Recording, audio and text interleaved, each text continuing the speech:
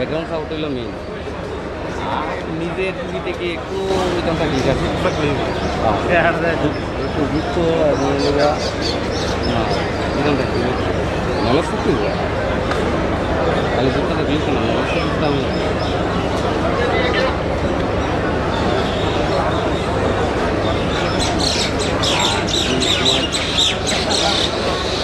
দেখা উঠ না পারে তাহলে ভালো আমাদের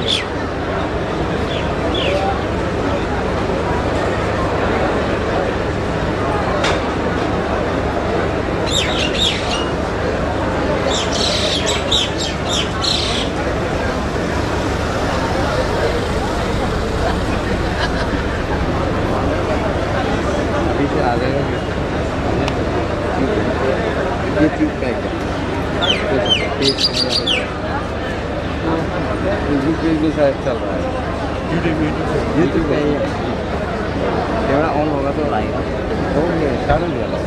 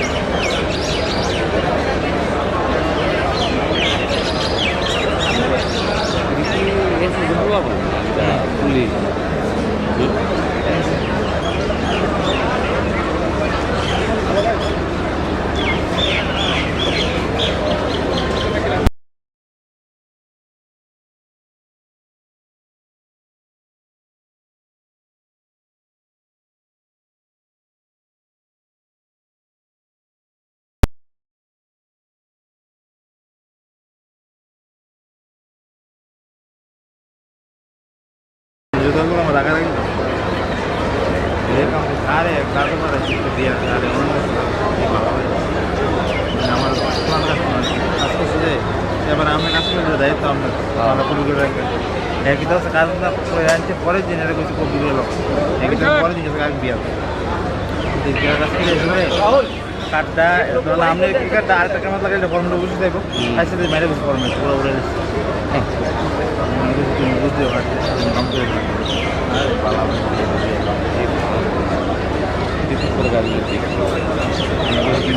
পানি আমি কি ধরতাম কিটা কথা ঘুরতে গিয়ে দেবো আমি কি ধরতাম বেটা যদি তুমি ফুল কেয়ারে প্রোগ্রাম করে না আমার বানাই দেবো তখন কিটা বলি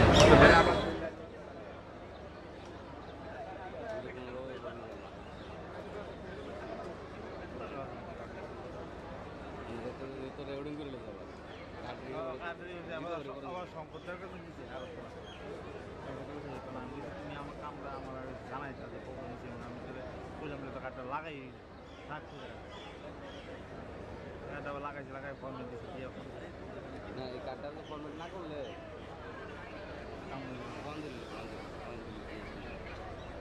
বাইরে চললো বাইরে সিও লাগাইছে এটা অবশ্যই ফাইল চাইবো ফাইল চাইবো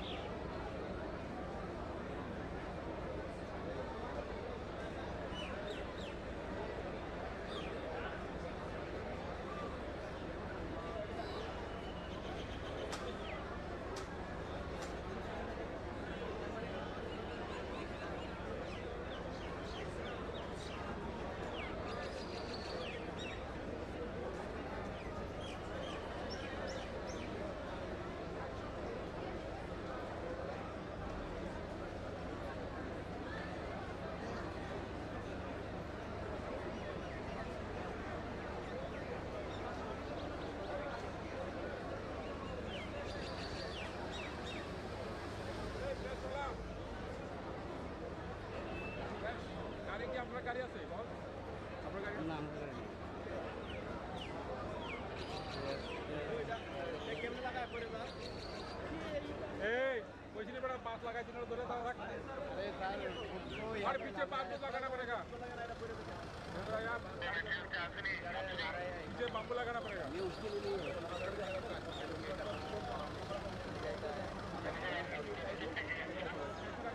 वहाँ खड़ा करा दिया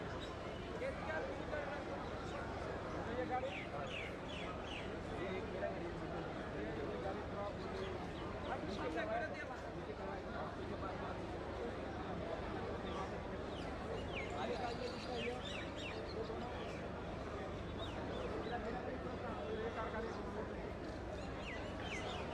दोनों गाड़ी के पानी होगा बुझो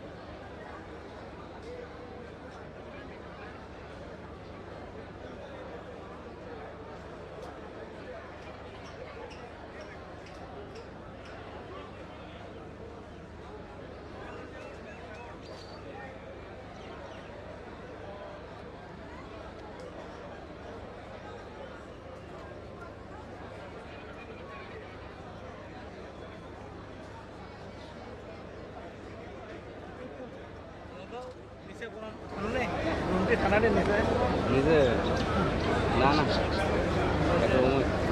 ঠান্ডা নেই পাশাপাশি জানা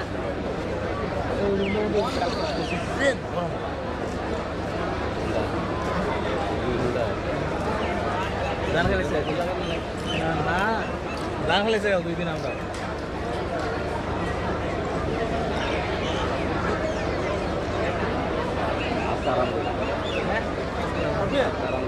Masak tuh kakak bagian salah.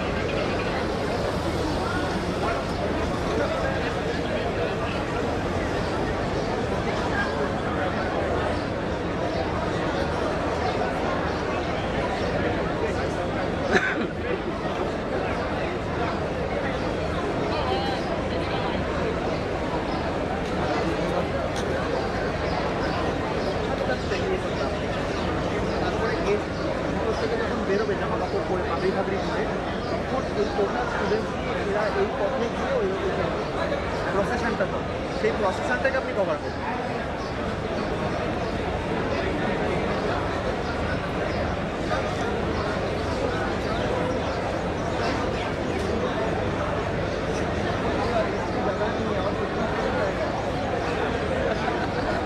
Anda juga bersalah.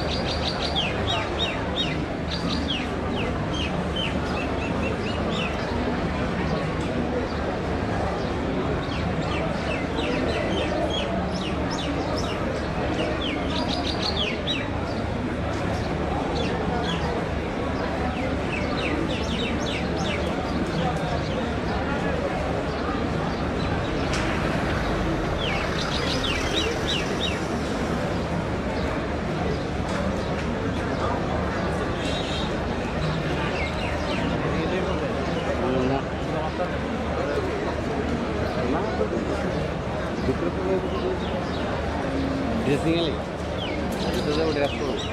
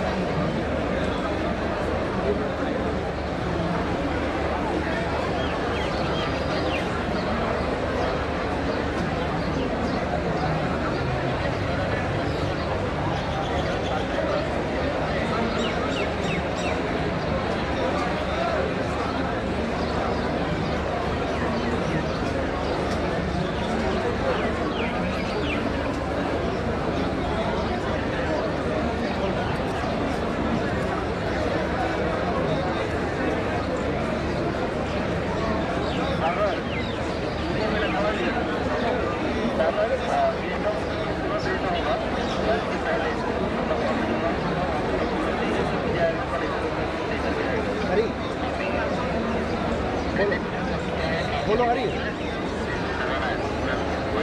बोलो बोलो हाँ हाँ हाँ नहीं नहीं अभी चिप टेस्ट नहीं आया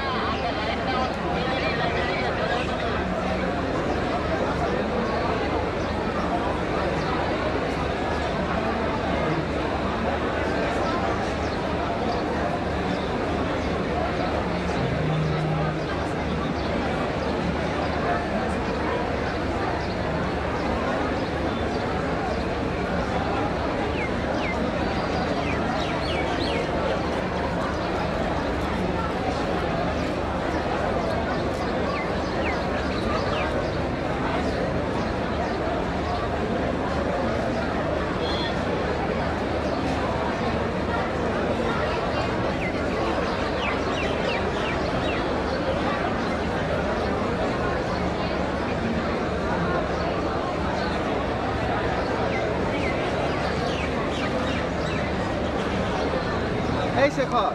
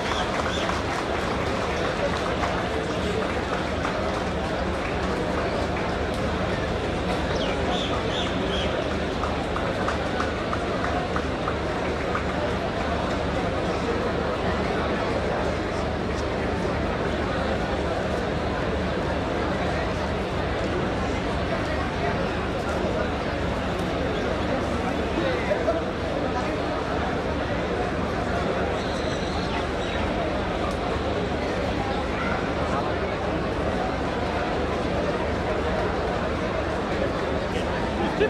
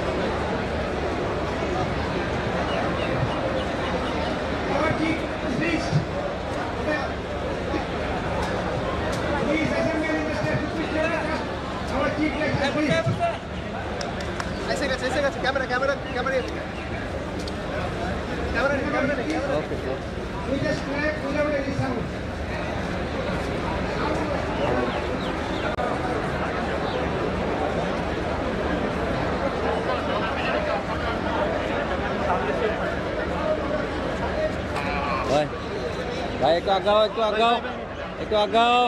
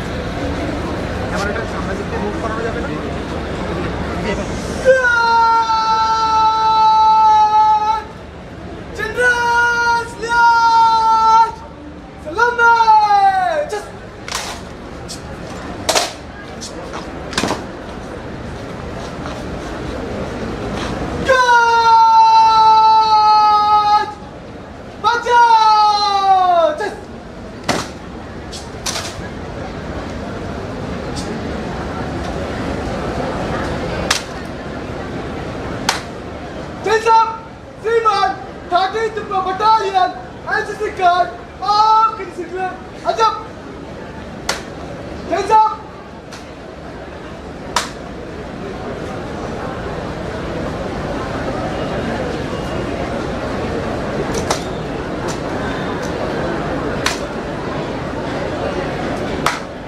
Hands up! श्रीमान, गार्ड को विसर्जन करने की अनुमति चाहता हूँ।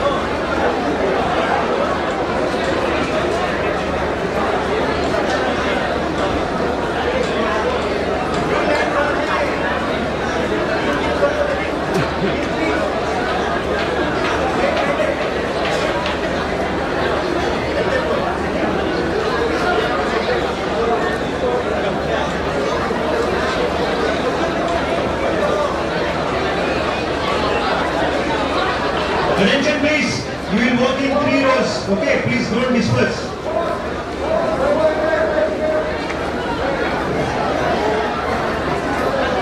If you break the line, make chaos in the. Okay.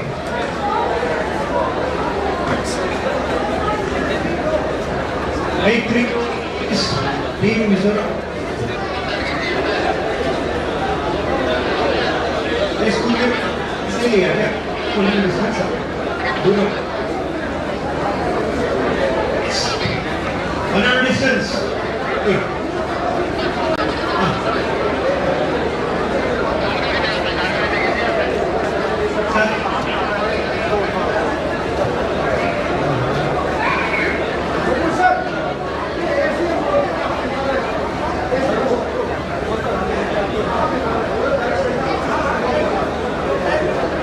Team Nagaland. See. Wait. Coming line. Coming line. Coming line.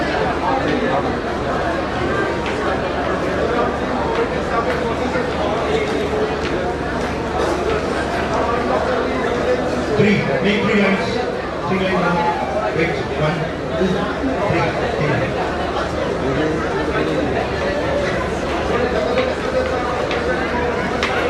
All students from Nagaland, please join.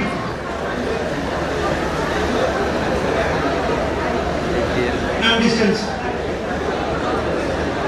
Go back to your schools. Distance. Right.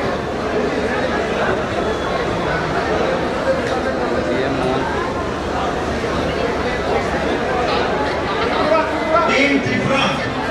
Sorry, Sikkim. Sikkim. Photographer नहीं है देखिए Team Sikkim. Photographer में एक कपड़ा करा सकते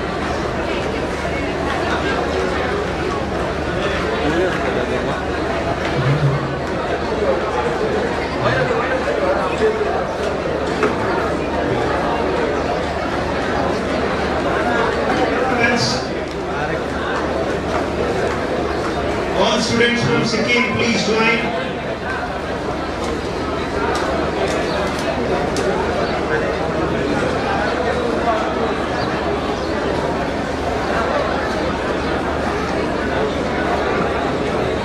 Please don't break the line, okay? First, proceed. State wide allow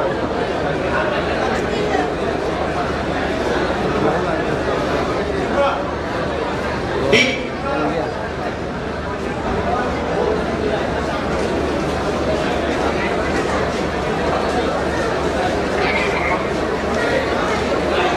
Tripura, Tripura. In 3 heroes. उधर नमेश रह गया ना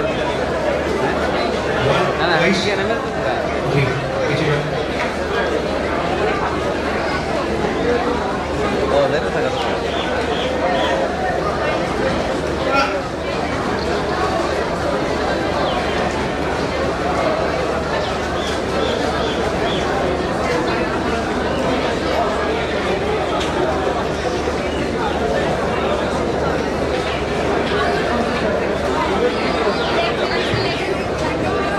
Thoda आगे. We walk together.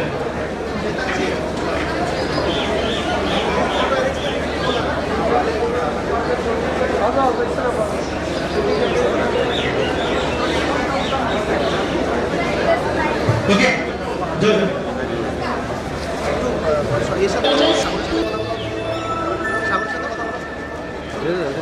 have seated in their designated seats, and also the PhD degree holders have taken their designated seats.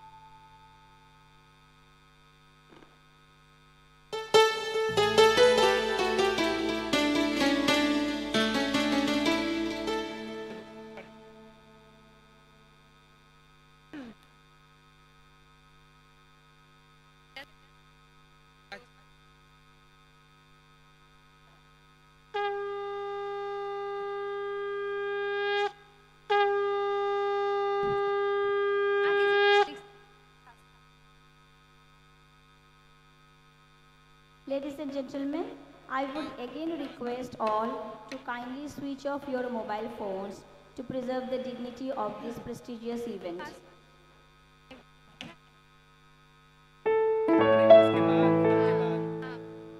All present here are requested to make sure that their mobile phones are switched off.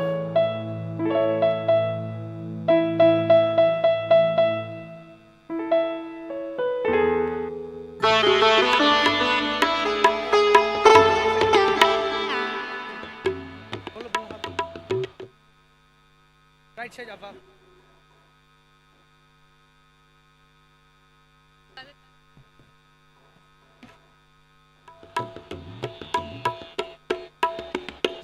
Position state-wise. Students of Arunachal Pradesh, students of Manipur, students of Meghalaya, followed by the students of Mizoram, students of Nagaland, students of Sikkim, students of Tripura, and lastly students from other states of India.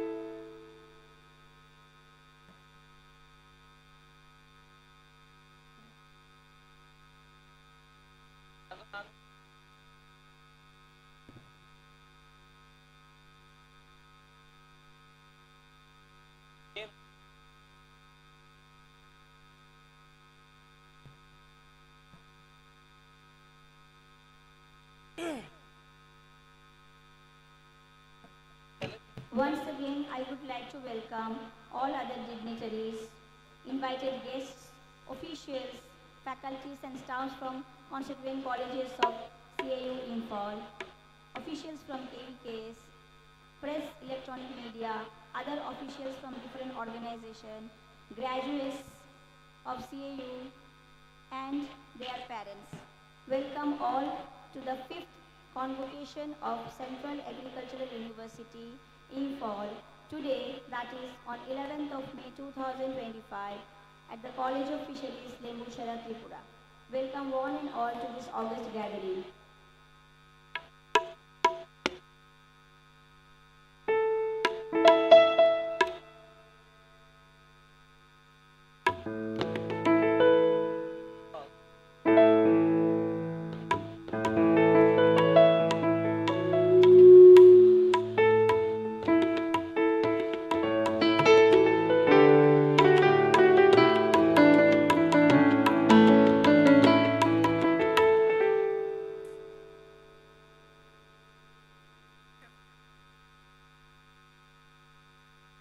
Hello, hello, hello, hello, hello, hello, Today, at the 5th convocation of Hello? Central Agricultural University, hello, Imphal, hello.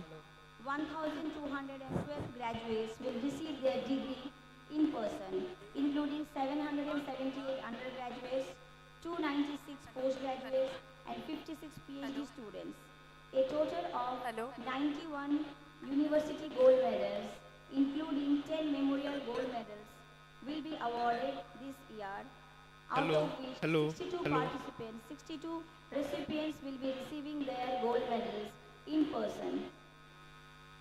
The graduating students represent 27 states of and union territories across India, showcasing the university's diverse academic community.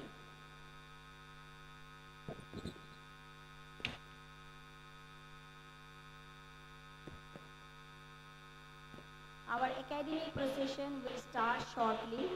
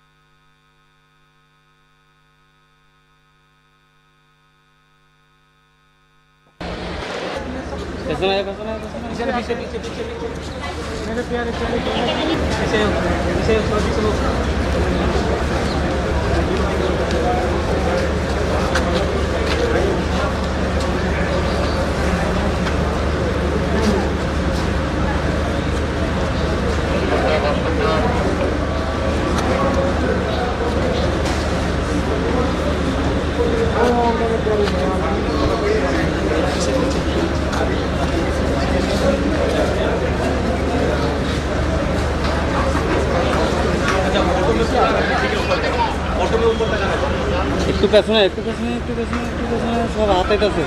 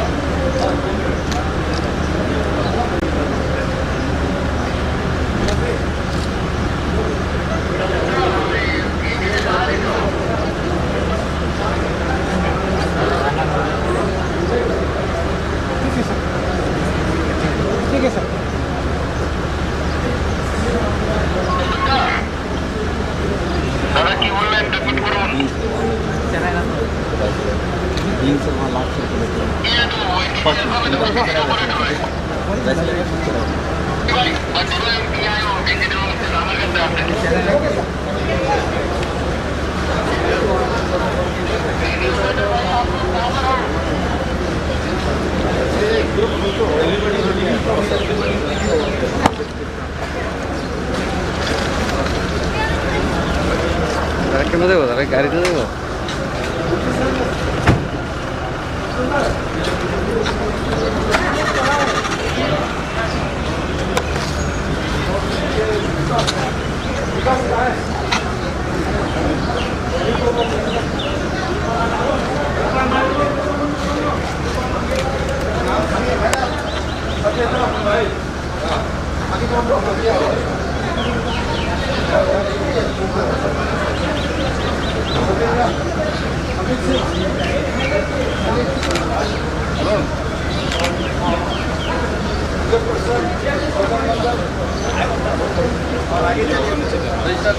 ये थोड़ा आगे आगे आए, ठीक है।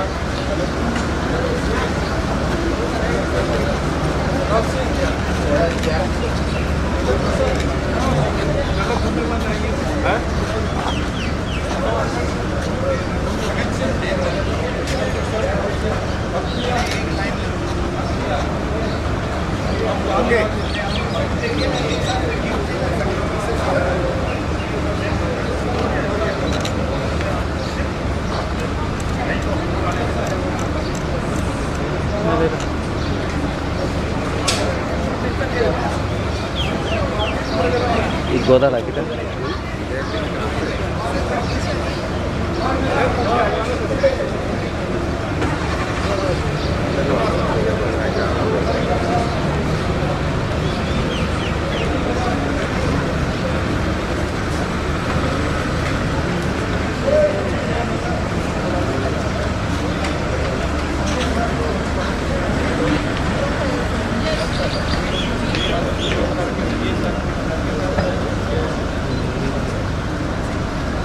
যাও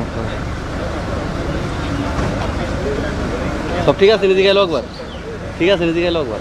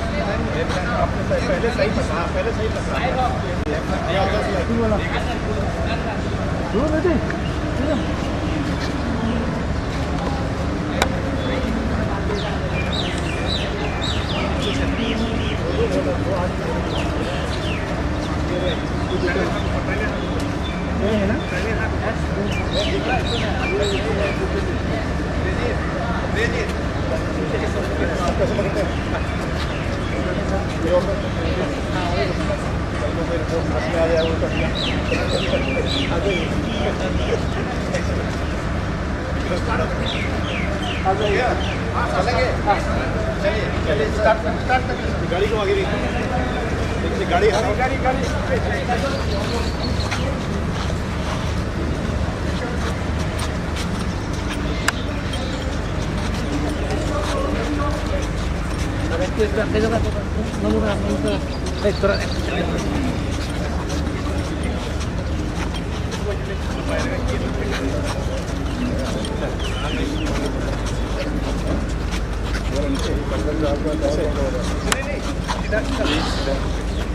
ऐसे ये ओके ठीक है। जैसे ओलंपिक वगैरह में जाता है देखिएगा गाइड वो सही पकड़ाता है। अरे ये भी हम लोग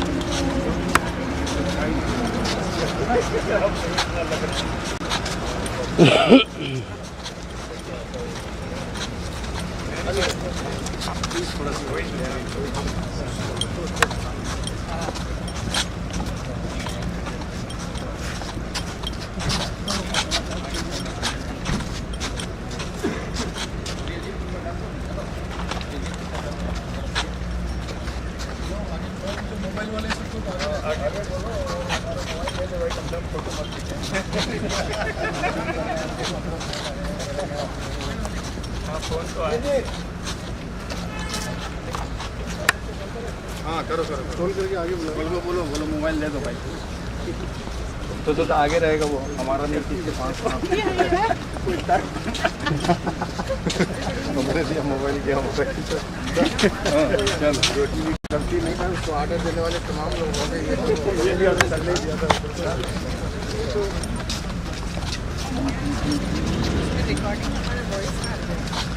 आएगा।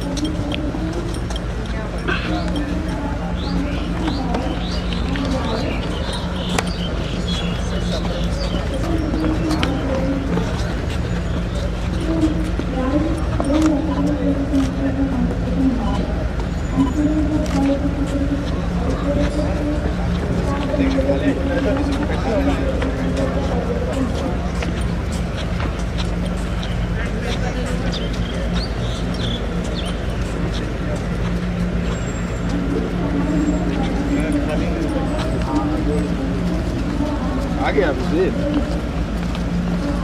हमारे आने वाले शुरू हो रहा है।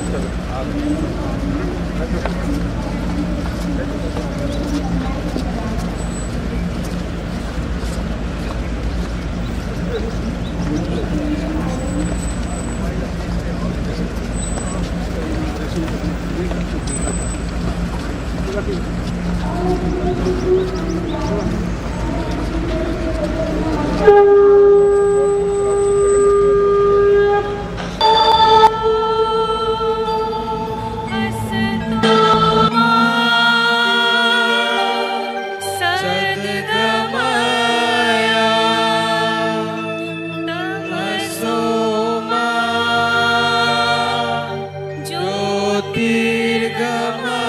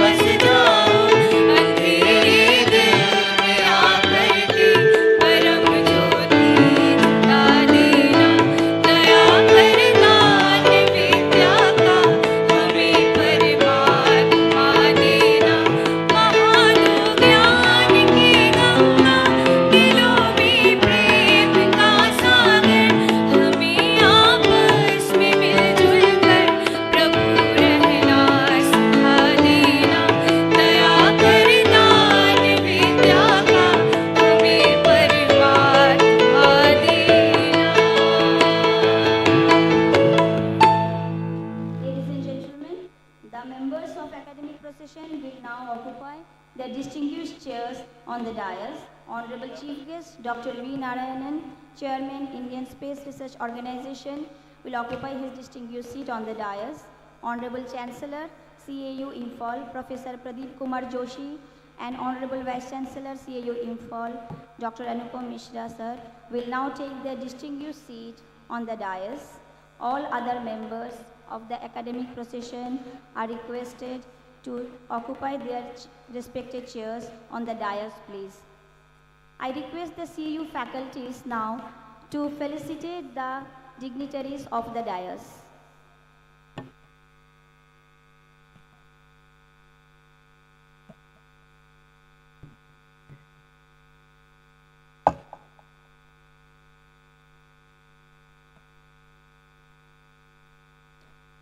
Requesting our Honorable Chief Guest to occupy the distinguished chair on the dais.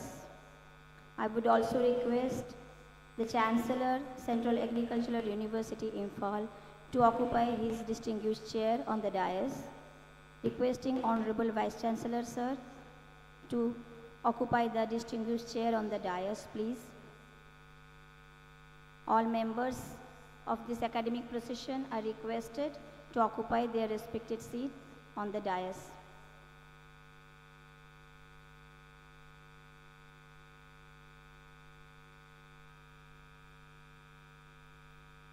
Thank you, audience.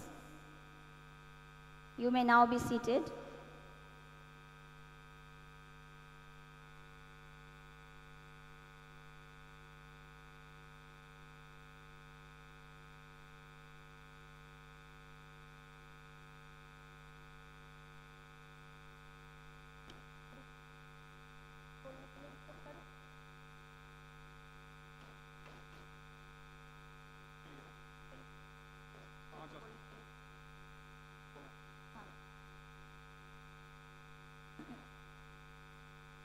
May I now request the Honorable Vice Chancellor, Central Agricultural University, Imphal, to kindly invite the Honorable Chancellor, CAU Imphal, to declare the 5th convocation of Central Agricultural University, Imphal, open.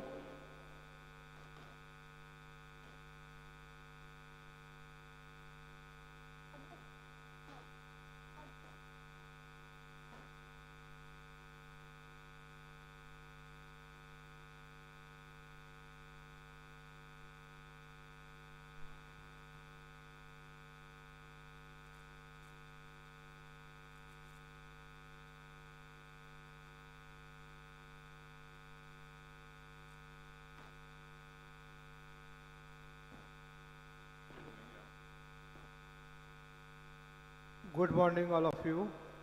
Mr. Chancellor, sir, may I request you to declare the convocation open.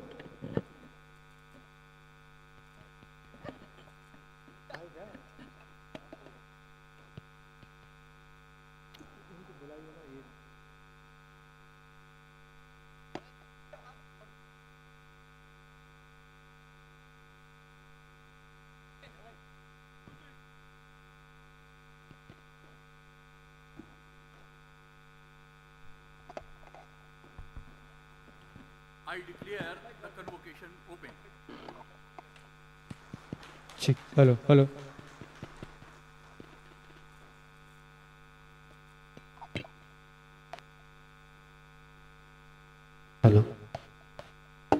Thank you, sir. Now, I would like to request the Honorable Vice Chancellor, CAU Imphal, Dr. Anupam Mishra, to present the welcome address and share the insights on the university's progress and vision.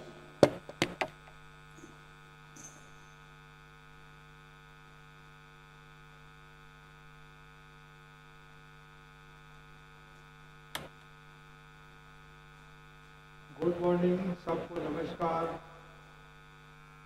It's my distinct privilege to extend a warm and heartfelt welcome to each of you on this momentous occasion of the 5th convocation of Central Agricultural University in Imphal.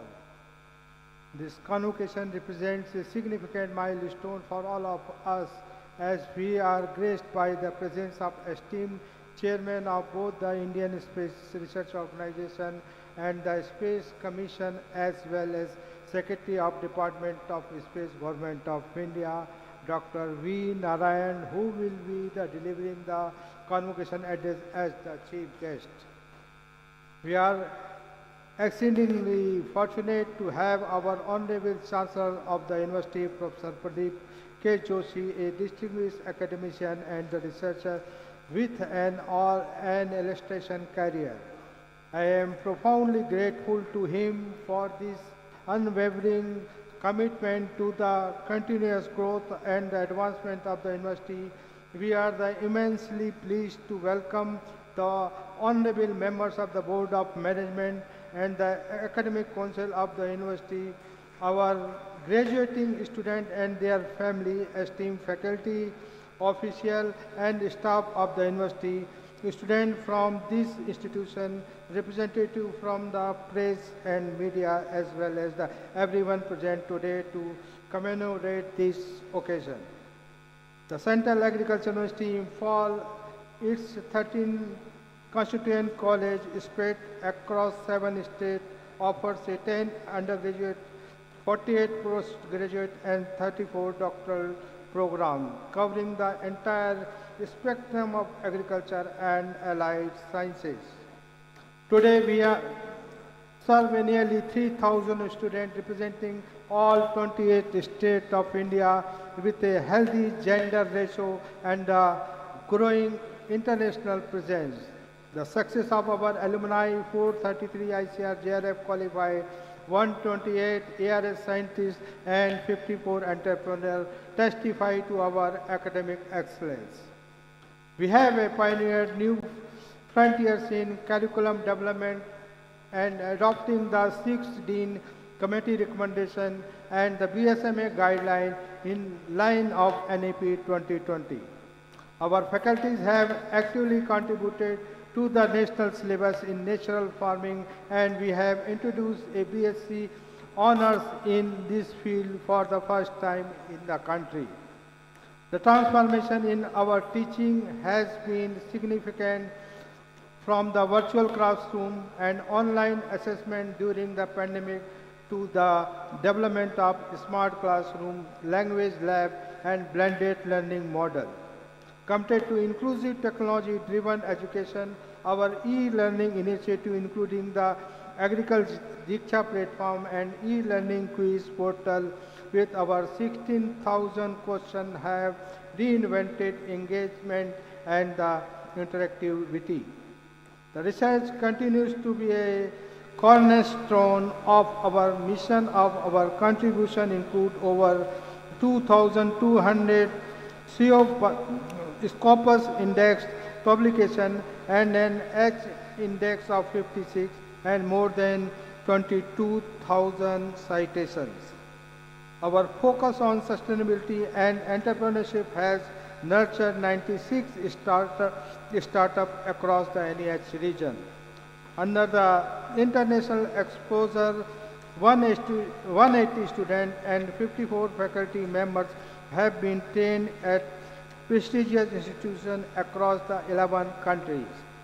Our commitment to student welfare is reflected in initiatives like the Happiness Fair, enhanced sports, cultural facility, and modernize the libraries. Digital transformation includes the AMS, NIC, e-office, ensuring the transparency, efficiency, and real-time communication across our multi-state campuses. As the university position at the crossroad of the Southeast Asia, we align closely with India's Act East policy through our collaboration with regional and national institutions. I am delighted to announce the 91 gold medal will be awarded to exemplary students at the convocation. Alongside the formal education enrollment in the National Service Scheme, NSS, and the National Cadet Corps NCC program is also available to the undergraduate students. Transformative research for sustainable development in the Northeastern Hill region Research is a cornerstone of progress and at our university. With an inclusive and interdisciplinary approach, we are engaged in basic, advanced, and adaptive research, spanning the agriculture, horticulture, forestry, veterinary science, fishery, food technology, engineering, and social science, including the community science. We have made remarkably strides in varietal development, releasing the rice variety like CAU R2 and R3, tailored for the upland zoom cultivation, and CAU R105, 107, and 124 for phosphorus deficient acidic soil, supporting the both sustainable farming and natural resource conservation. Our biodiversity research has documented over 300 maize races, 156 citrus type and indigenous variety. The medicinal plant, black rice, cotton, and the fish species significantly. We have registered 3 indigenous breeds, the Manipuri black pig, Jobok pig, and Konyan chicken, preserving valuable genetic resources. In animal health, we have responded to transboundary diseases threats by the establishing a BSL-2 lab and patenting in ELISA diagnostic kit for PRRS reinforcement the regional biosecurity. The fishery research has brought innovation in the organic aquaculture, hatchery technique, and value-added fish products vital for a region where nearly the 90% people consume fish in primary protein source. Understanding the region diverse topography have developed the altitude-specific technology, lightweight machinery, drone-based intervention, and micro-irrigation, sensor-based micro-irrigation system, enabling the precision farming even in hard-to-reach area. We have introduced the ICT tool like M for Agri and Matsya Varta, bringing smart agriculture to the doorstep of the farmers. Innovation thrives here.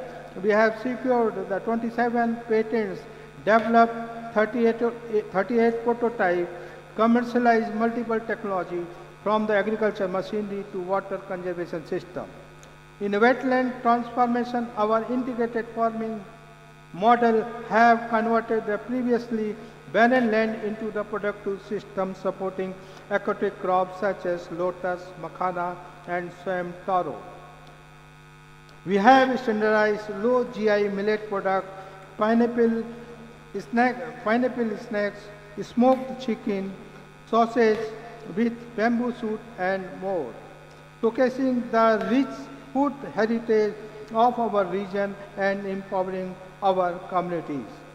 Most importantly, we are confined to the lab, but our outreach has touched lives. Over 61,000 beneficiaries across the 71 districts have been reached through training, technology input distribution, and women-centric tools, building the capacity and the nurturing rural entrepreneurship. Through the ICT platform, we have delivered over 1,48,000 location-specific agro-advisory and digitally registered over 9,500 fish farmers in Tripura and Matsya Varta, strengthening the extension for the empowerment farming community in the Northeast. Through our Directorate of Extension Education, we have established a robust mechanism to bridge the gap between the scientific research and field-level adoption, supported by the 13 college, 6 Krishi Vigyan Kendra, 6 multi-technology testing center, and vocational training center. We are training line department, the personnel, and working hand in hand with the farmers across the 7 northeastern states in ensure the effectively technology transfer. Under the central sector scheme on farmers producer organization formation, CIU has proudly facilitated the formation of as high as 60 farmer producer organizations spread across the region. The entrepreneurship is another cornerstone of our extension effort. I am proud to share that 96 agri startups have been launched through our support. ranging from food processing and artificial intelligence to waste to wealth, innovation and forest-based enterprises. Our Krishi Vigyan Kendra continue to serve as a first point of contact for the farmer. Their tireless contribution have been recognizing at the national level, and our unique initiative to host a special workshop award-winning KVK stand as a national model of peer learning and motivation. Through over 2,100 training programs in just 5 years, we have built the capacity of farmers, farm women and rural youth, and extension professionals alike. Moreover, our involvement in externally funded projects, including the Farmer First program and One Dhan Yojana, ensure our reach extend further and wide. An exemplary CIO will stand a paragon of innovation, sustainability, and the global influence, adaptively addressing the urgent challenges of food security, climate change, and rural development. Its vision is and anchored as a cultivating the avant-garde research, empowering the communities, and equipping the students to ensure leadership roles in an increasingly dynamic world. The university will serve as a beacon of academic excellence and interdisciplinary scholarship, a nexus of research and innovation, sustainability, and environment stewardship. While the spearheading the community engagement and the global outreach with commitment to inclusivity and the empowerment. I must emphasize that all these accomplishments have been achieved due to the unwavering support of the Government of India, DARE, ICR, the collaboration efforts, various state government and enthusiastic participation of the faculty, staff, students, most important, the farmers of this region. I wish to convey my profound gratitude and in-depthness to Sri Shivraj Singh Chauhan, the Honorable Minister of Agriculture and Farmers Welfare, Government of India, for his invaluable guidance and patronage our university, as well as the Dr. Mangilal Chart, Secretary of DARE and Director General of ICR, for his sustained financial support, without which the university advancement would not have been feasible. I am also appreciate the honorable members of the Board of Management and the Academic Council of the University who have constantly championed our initiative for the betterment of the institution. The constructive contribution made by the faculty, employees, students deserve special recognition. I would like to express my heartfelt appreciation to the state government of Arunachal, Manipur, Meghalaya, Mizoram, Tripura, Sikkim for their invaluable assistance and cooperation in nurturing the growth of this university. I extend our heartfelt gratitude to the entire former dean, faculties, and all the former vice chancellors of Central Agricultural University Imphal for their exemplary leadership, unwavering dedication, and invaluable contribution to the growth and the development of our institution, for their lasting legacy that continues to inspire all of us. Dear friends, it has been my esteemed privilege to lead this university as the Vice Chancellor. I wish to formally express my heartfelt gratitude to the Government of India, the faculty of the university, and the staff, the students who have provided unwavering support my efforts to elevate this university to a position of preeminence among the agriculture university in the nation. My sincere congratulations to the graduate, and I charge you all the worthy of your degree throughout your life. I wish them every success in their future endeavor. Our journey is far from over.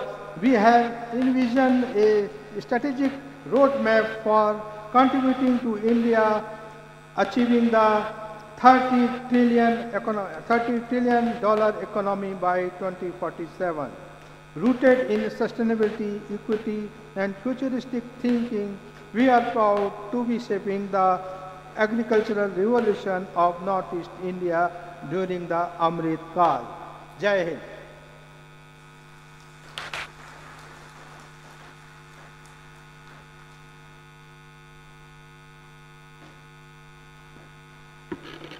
Thank you, sir, for sharing the remarkable progress and vision of our university and your leadership, your commitment to growth and excellence. Thank you once again. Now I would like to invite respected Director of Instruction, CAU Imphal, Madam Dr. Indira Sarangtham, to present the candidates for conferment of degree.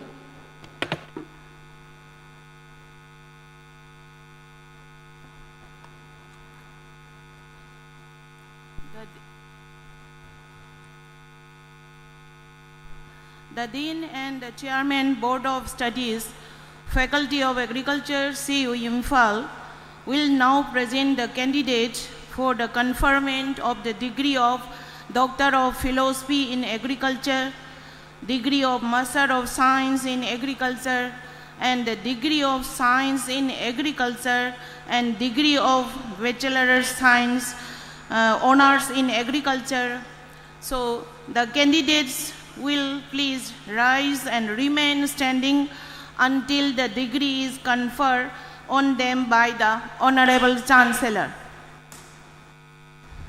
Mr. Chancellor, sir, I present to you the candidates who have been certified after having successfully completed the program to be duly qualified to receive the degree of Doctor of Philosophy in Agriculture, degree of Master of Science in Agriculture, and the degree of Bachelor of Science honors in Agriculture, which degree I pray may be conferred on them, sir.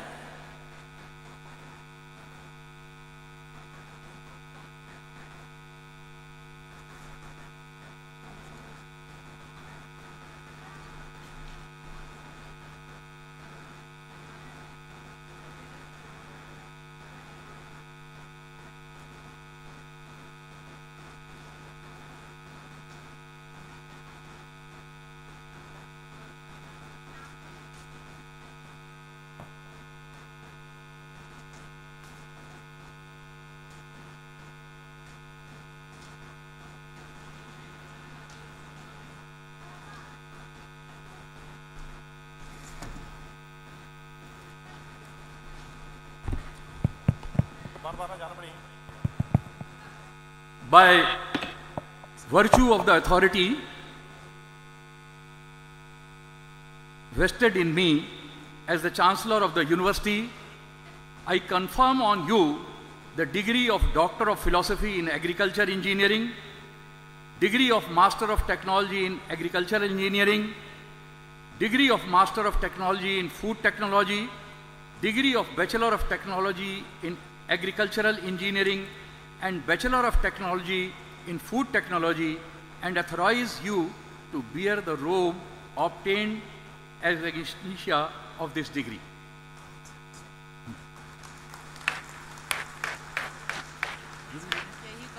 Yeah, sir, you may kindly be standing here for some more time. Okay.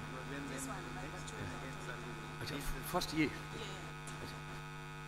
By virtue of the authority vested in me as the Chancellor of the University, I confirm on you the degree of Doctor of Philosophy in Agriculture, degree of Master of Science in Agriculture, and degree of Bachelor of Science honors in Agriculture, and authorize you to wear the robe ordered as the initia of this degree.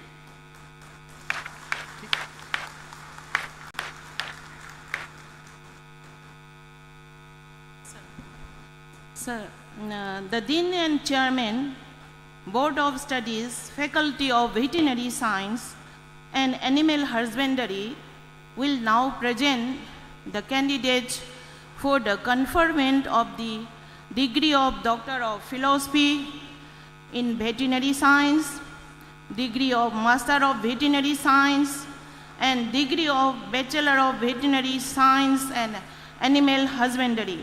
The candidates will please rise and remain standing until the degree is conferred on them by Chancellor. Mr. Chancellor, sir, I present to you the candidates who have been certified after having successfully completed the program to be duly qualified to receive the degree of Doctor of Philosophy in Veterinary Science, degree of Master of Veterinary Science, and degree of Bachelor of Veterinary Science and Animal Husbandry, which degree I pray may be conferred on them.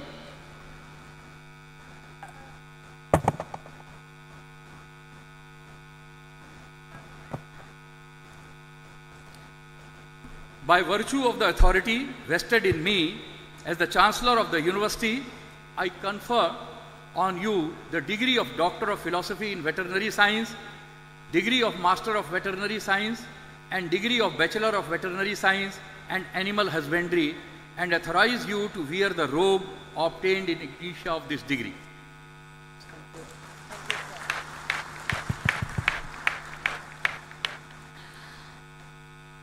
The Dean and Chairman, Board of Studies, Faculty of Fisheries Science shall now present the candidates for the conferment of the degree of Doctor of Philosophy in Fisheries Science, degree of Master of Fisheries Science, and degree of Bachelor of Fisheries Science. The candidates will please rise and remain standing until the degree is conferred on them by the Chancellor.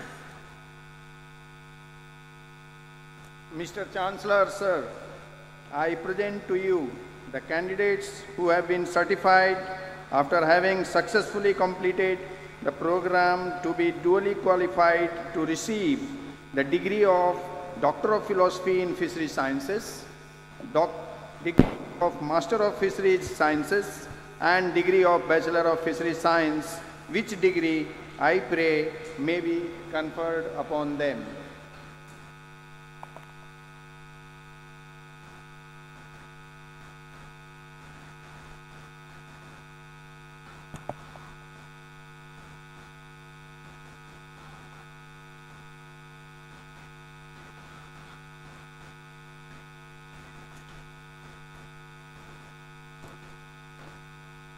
By virtue of the authority vested in me as the Chancellor of this university, I confer on you the degree of Doctor of Philosophy in Fisheries Science, degree of Master of Fisheries in Science, and degree of Bachelor of Fisheries Science, and authorize you to wear the robe obtained as insignia of this degree.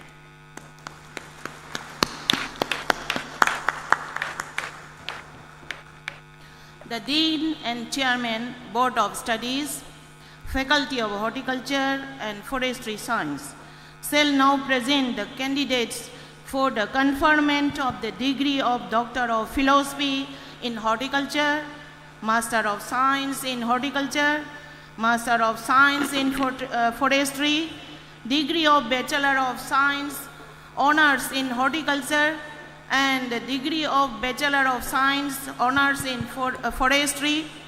The candidates will please rise and remain standing until the degree is conferred on them by Chancellor, sir.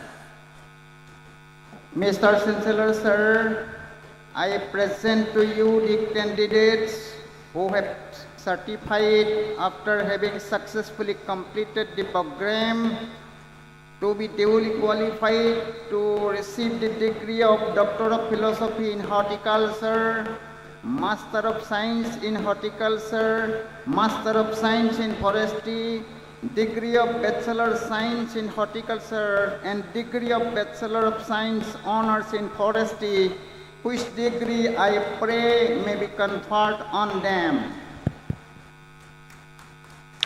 By virtue of the authority vested in me as the Chancellor of this university, I confer on you the degree of Doctor of Philosophy in Horticulture, Master of Science in Horticulture, Master of Science in Forestry, degree of Bachelor of Science Honours in Horticulture, and degree of Bachelor of Science Honours in Forestry, and authorize you to wear the robe obtained in insignia of this degree.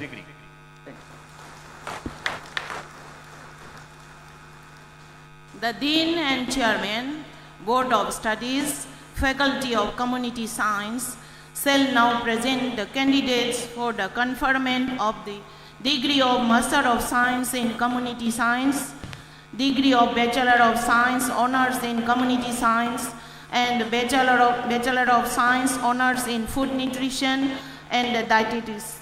The candidates will please rise and remain standing until the degree is conferred on them by the Chancellor, sir. Mr. Chancellor, sir, I present to you the candidates who have been certified after having successfully completed the program to be duly qualified to receive the degree of Master of Science in Community Science, degree of Bachelor of Science Honors in Community Science, and Bachelor of Science Honors in Food Nutrition and Dietetics, which degree I pray may be conferred on them. By virtue of the authority vested in me as the Chancellor of this university, I confirm you the degree of Master of Science in Community Science, degree of Bachelor of Science Honors in Community Science, and Bachelor of Science Honors in Food Nutrition and Dietetics, and authorize you to wear the robe obtained in insignia of this degree. Thank you. The Dean and Chairman, Faculty of Agricultural Engineering and Food Technology, shall now present the candidates for the award of the degree of Doctor of Philosophy in Agricultural Engineering, degree of Master of Technology in Agricultural Engineering, degree of Master of Technology in Food Technology, degree of Bachelor of Technology in Agricultural Engineering, and the Bachelor of Technology in Food Technology. The candidates will please rise and remain standing until the degree is conferred on them by Chancellor, sir. Mr. Chancellor, sir, I present to you the candidates who have certified after having successfully completed the program to be duly qualified to receive the degree of Doctor of Philosophy in Agriculture Engineering, the degree of Master of Technology in Agriculture Engineering, degree of Bachelor of Technology in Agriculture Engineering, and degree of Bachelor of Technology in Food Technology, which degree I pray may be conferred on them. By virtue of the authority vested in me as the Chancellor of the University, I confirm you the degree of Doctor of Philosophy in Agricultural Engineering, degree of Master of Technology in Agriculture Engineering, degree of Master of Technology in Food Technology, degree of Bachelor of Technology in Agricultural Engineering, and Bachelor of Technology in Food Technology, and authorize you to wear the robe obtained as the insignia of this degree. Thank you,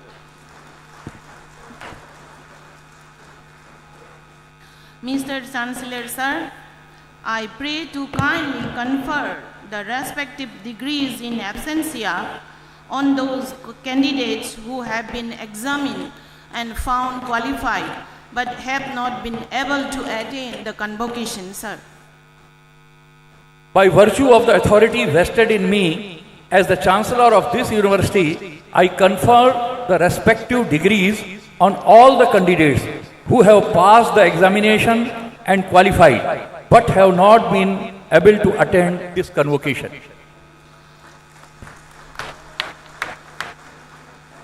Mr. Chancellor, sir, I pray that the exhortation may kindly be addressed to the graduates.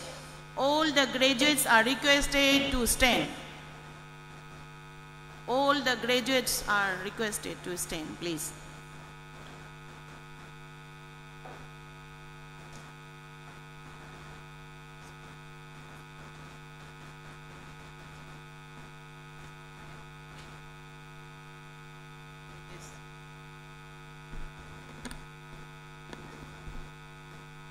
Now, in conformity with the words of ancient teachers, I give you the following exhortation which you should listen in attention. Speak the truth Do your duty. Do not neglect your study. There should be no deviation from the truth. There should be no deviation from the duty. You should not be negligent of your welfare. You should not be negligent of your prosperity. You should not be negligent of your own learning and the duty to the teaching. Revere your mother as a goddess. Revere your father as a god. Revere your teacher as a god. Revere your nation as the god. Practice only those actions that are blameless to others. Whatever good actions have been done by us, those alone should be respectfully followed by you. This is the direction, this is the advice, this is the exhortation. Thus, you should act. Oh, graduate, bear this well in your heart and act in good behavior and conduct.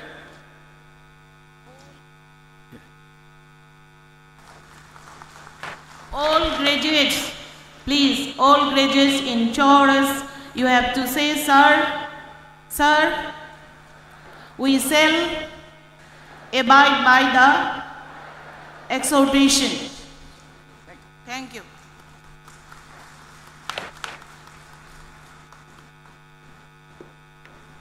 Thank you, madam. May I now invite respected Registrar, Central Agricultural University, Imphal, for reading the citation for the honorary causa.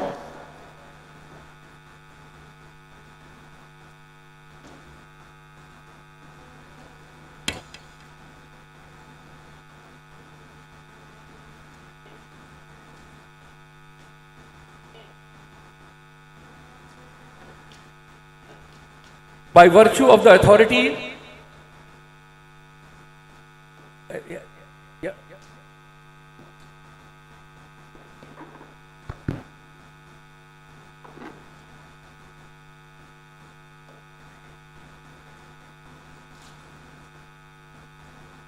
Let me read the citation.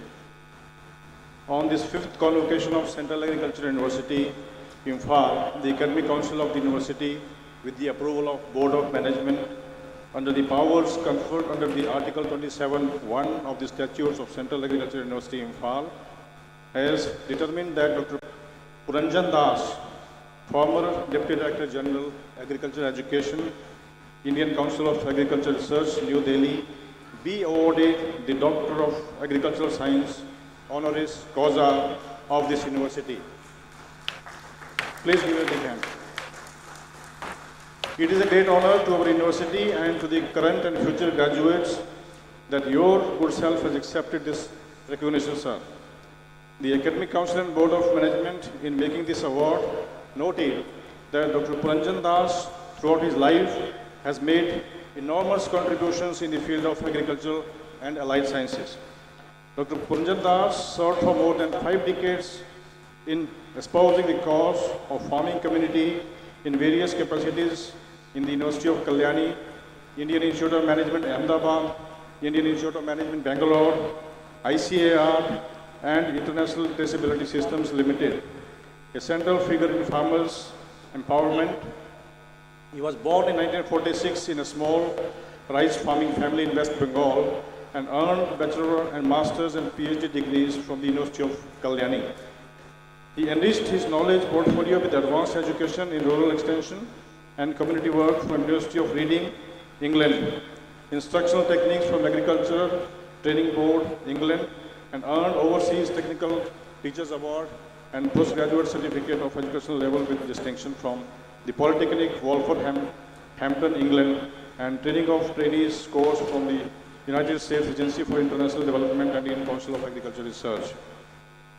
Dr. Puranjan Das has been recipient of several awards and accolades, and he has been instrumental in steering the agricultural extension education in the country. Mr. Chancellor, sir, it's my great honor and privilege to present to you and to this congregation Dr. Puranjan Das, for the conferment of Doctor of Agricultural Science, honoris causa of Central Agricultural University Imphal, Manipur, India.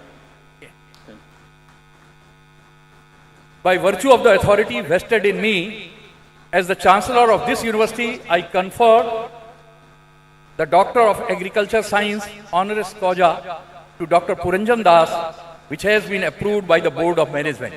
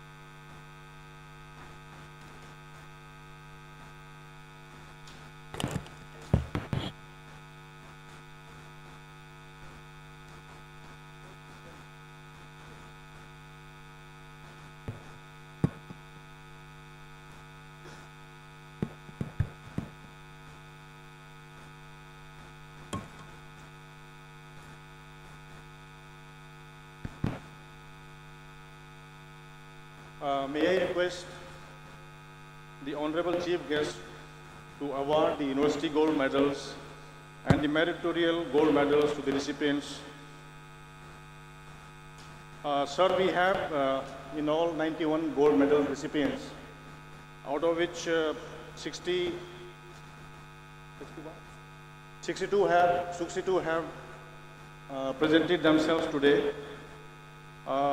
Out of them, 70%, 77% are female candidates, where 23% are male students. So, I shall take the named one. I'll call the names in the batches of 3. We start with BSc Honors Agriculture. Vaishram, Nikita Devi,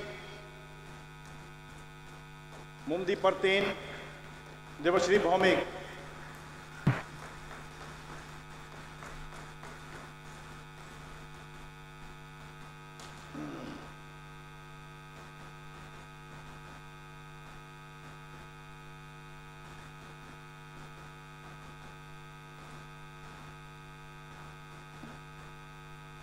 Then Young Kong Venus and Kavya Jayan, they may come forward.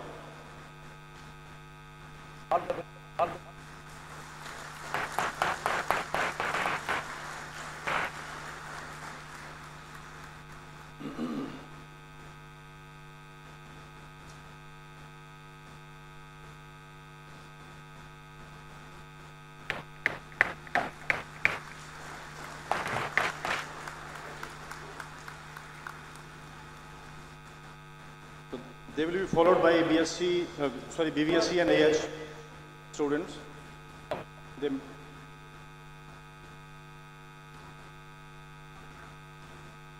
Now we call upon BVSC and Animal Husbandry, Damili Michui, Clarnia Nongrang, and Purba Sen.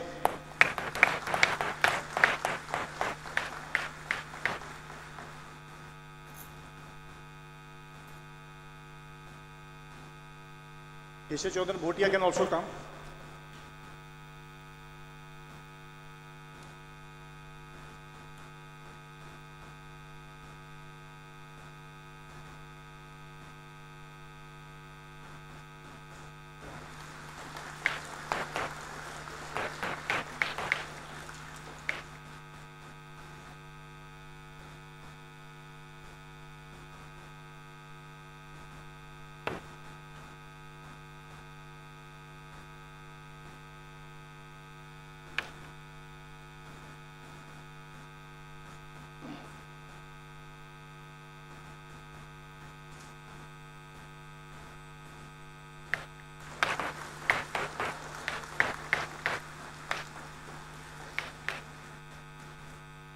Bachelor of Veterinary Science and Animal Husbandry, Damili Michui, Clarnia Nongrang, Purba Sen, and Heshe Chodan Kutia.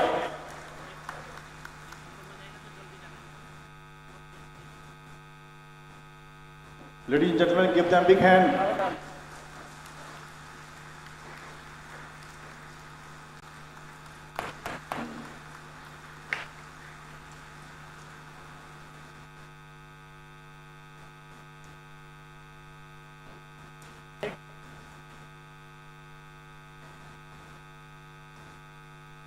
BSc Forestry, they may line up.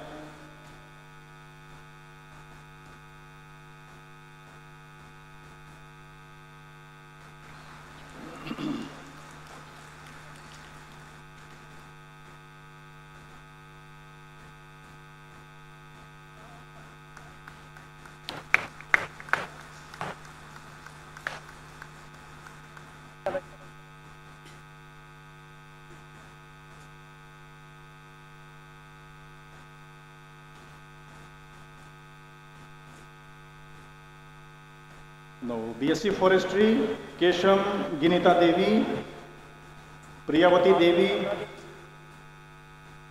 Brahmacharya Mayom, and Anjali Takilbam.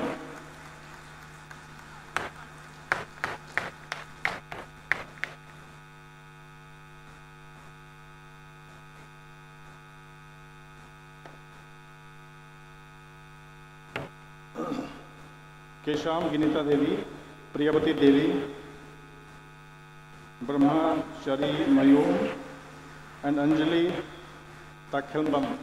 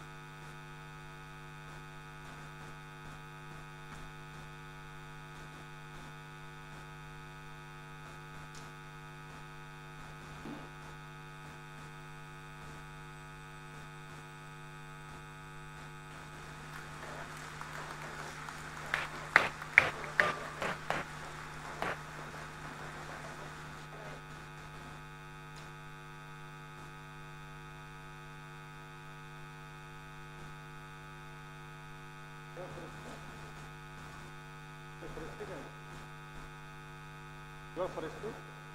Forestry. Fishery.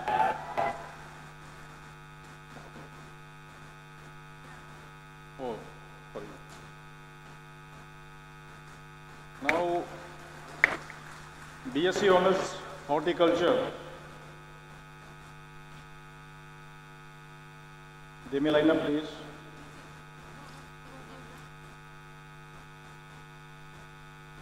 L Machine, Jaipur Nariya, Toko Nili.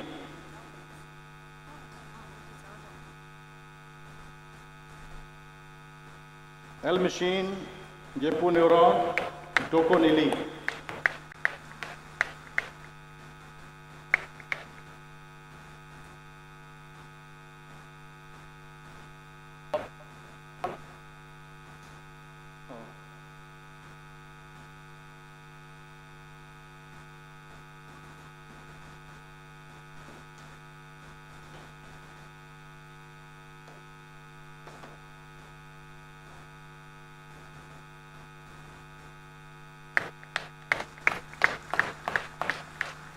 BSc Honors Horticulture, L Machine, Jaipur, New York, Toko Nili, Anamika Rai, and Lalmin Lua. Huh?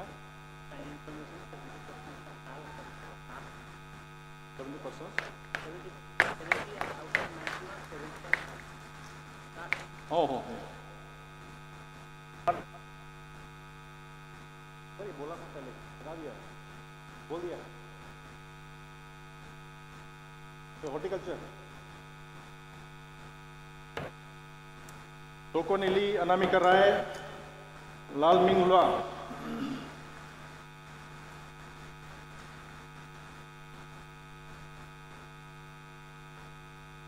and then BSc Honors Forestry,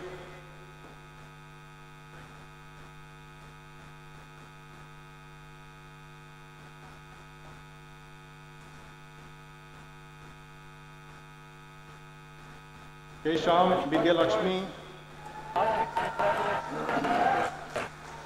Kesham Vidya Lakshmi and Jessica Lorembam.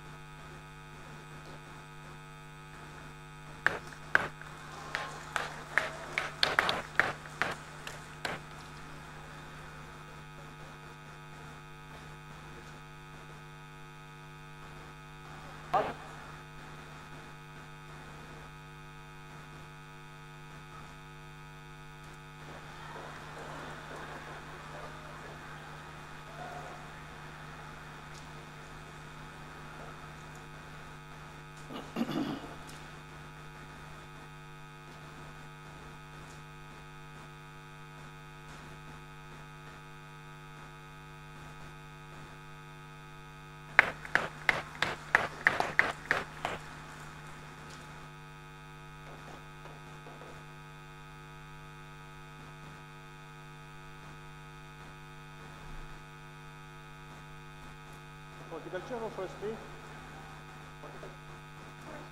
Forestry. Okay. Kesham Vidya Lakshmi is done. Jessica Lorembam. And next is BSc Honors Community Science. Tage Ani.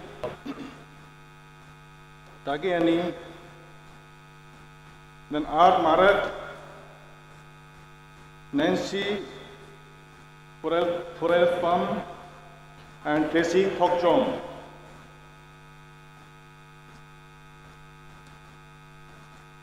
Tage Ani,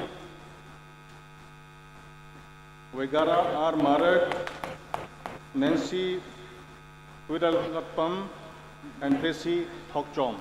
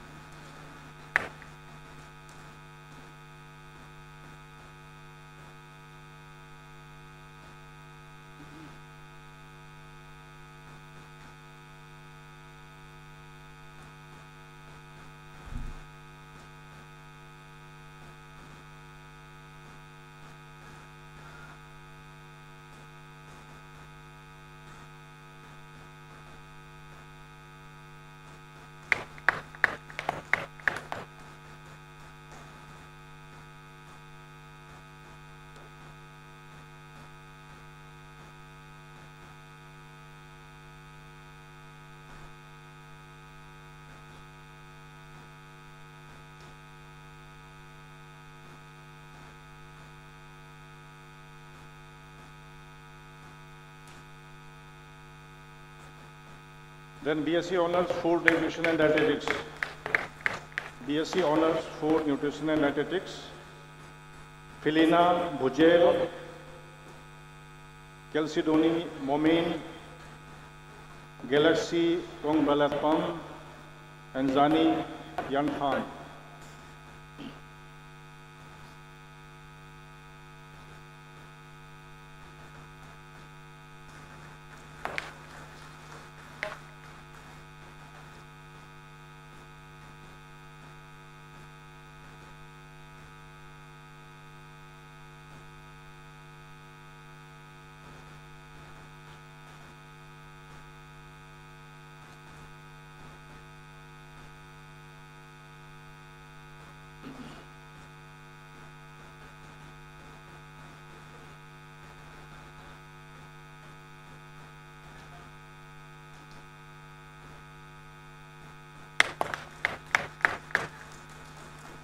Then Bachelor of Technology, Agriculture Engineering, Madhu,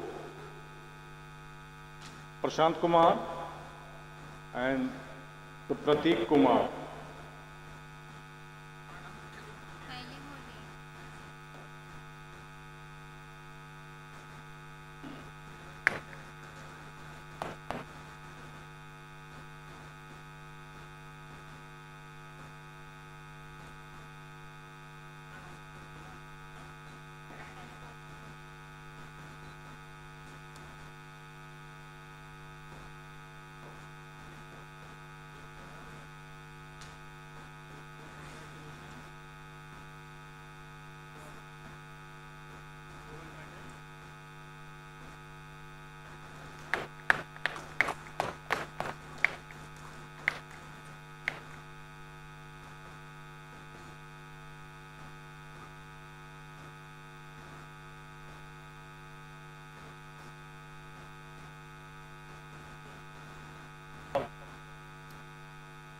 Madhu, Prashant Kumar, and Prateek Kumar.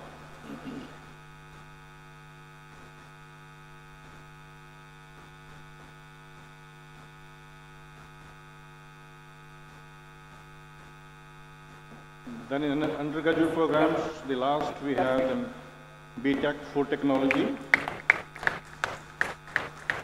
Suchitra Kesham and Rahul Chingangbam. Suchitra Kesham and Rahul Chingangbam from College of Food Technology, Imphal.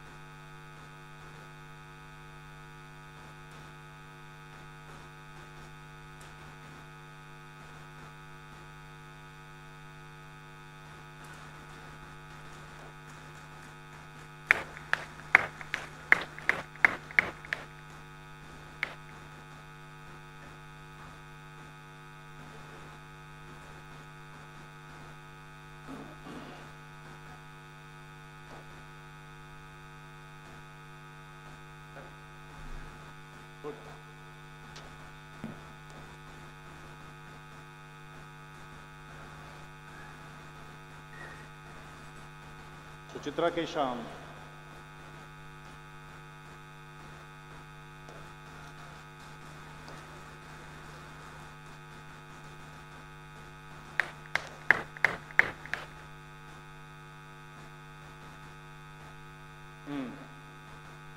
Please give them a big hand.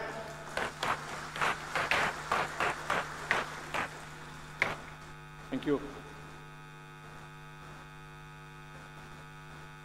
So, sir, now we shall move to the Masters Gold medalists. We start with MSc Agriculture, 20 batch, Madhusmita Mahanta, Sunita Chetri, Bimal Kumar Sahu, then D. Vijay Reddy, Subhashi Barua, Madhusmita Mahanta, Sunita Chetri, Bimal Kumar Sahu, D. Vijay Reddy, and Subhashi Barua. MSc Agriculture, College of Postgraduate Studies in Agricultural Sciences, Barapani.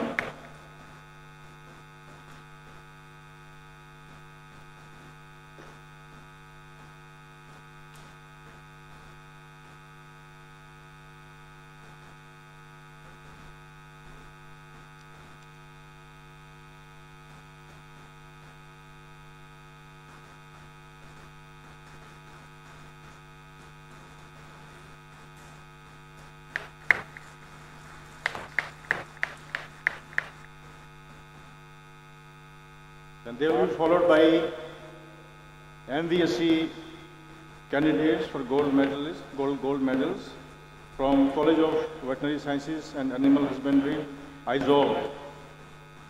Gisa Teresa Bini, Jonathan Kui, Richa Sarkar,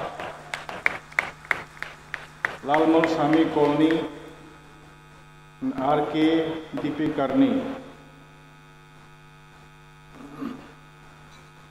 Giza Teresa Bini, Jonathan Kui, Richa Sarkar, Lalmal Sami Kolni, and R.K.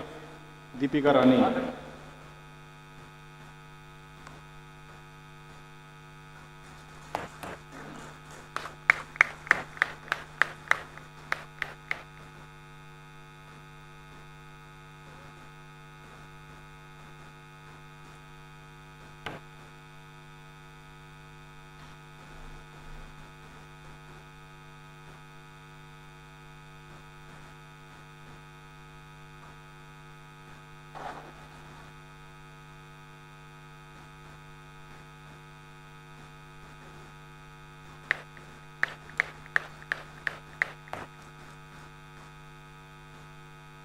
They will be followed by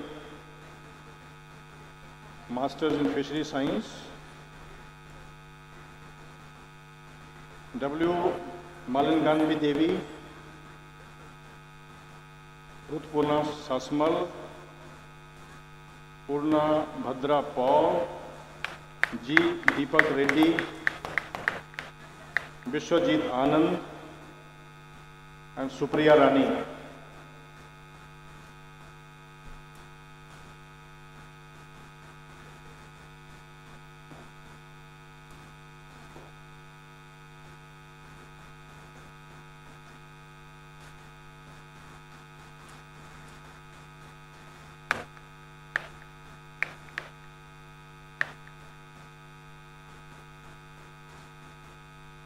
Master of Fishery Science, W. Malanganbi Devi, Rutuparna Sasmal, Purna Bhadra Paul, G. Deepak Reddy, Vishwajit Anand, and Supriya Rani.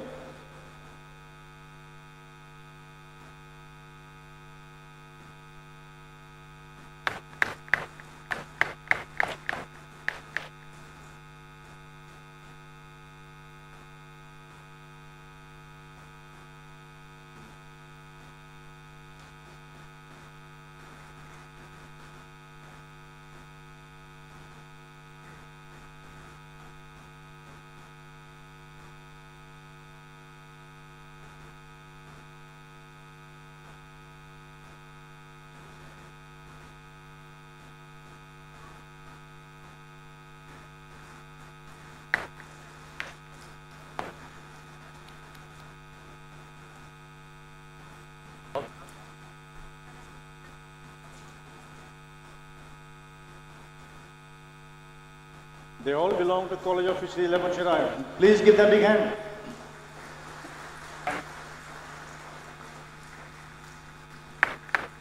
Now we have two candidates for gold medal from College of Horticulture, Pasighat, MSc Horticulture, Mr. Kripa Shankar and Nena Taku. Kripa Shankar and Nena Taku, College of Horticulture, Pasighat.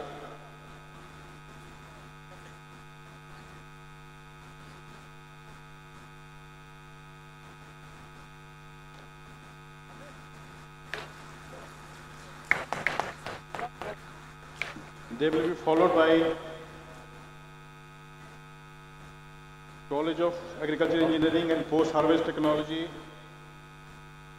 Ranipur. M.Tech Agriculture Engineering, Devi Charan Sharma for the batch 2022, Vijendra Prasad Mondal for the batch 2023,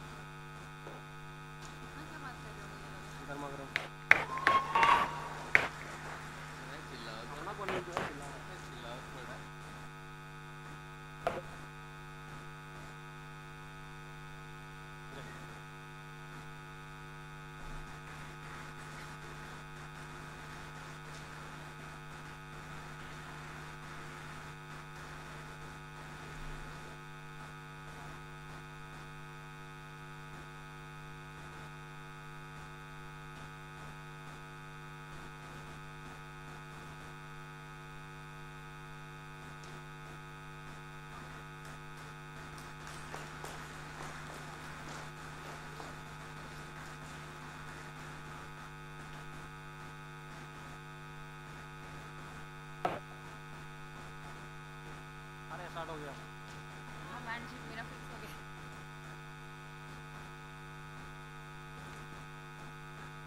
नाम क्या है?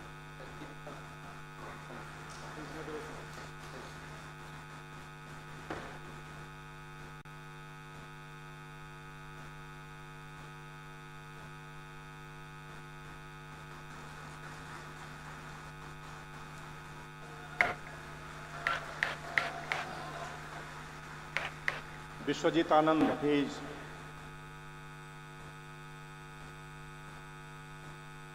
Supriya Rani.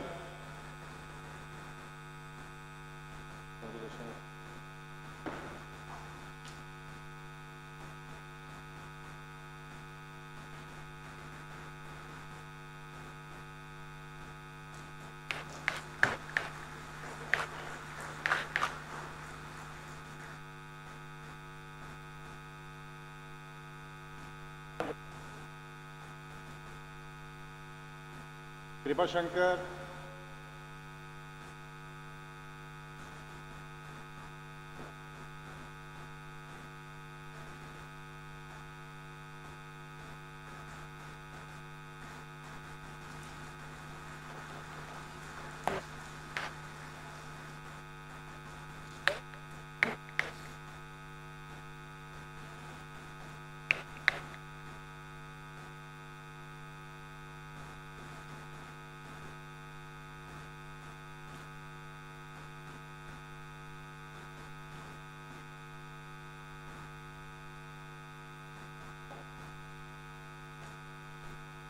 Nina Taku,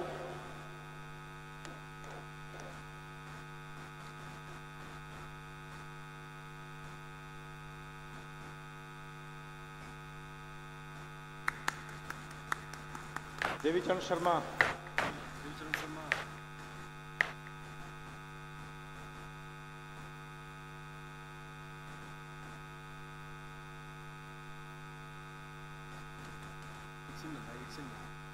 Devi Chand Sharma.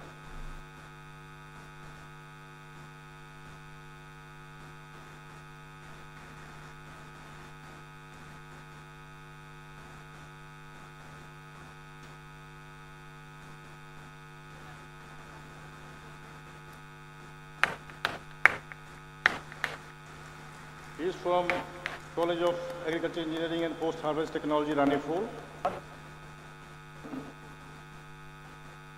Now Vijay Prasad Mandal, Vijendra Prasad Mandal.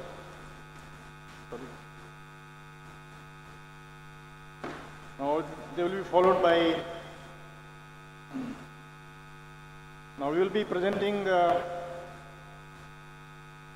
Akoi Jam Nimai Singh Memorial Donors Medals to BSc Honours Agriculture students from College of Agriculture, Imphal. And we present before you Nikita Laishram, Preeti Rajkumari, Tanu Oinam, Aina Parme, and Teresa Kshetriya Mayum.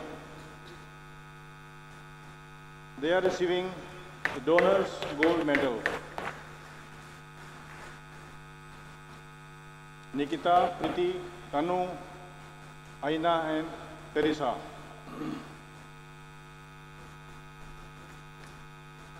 Congratulations.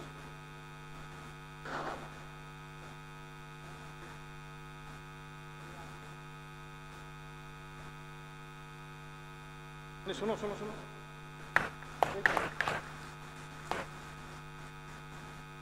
ये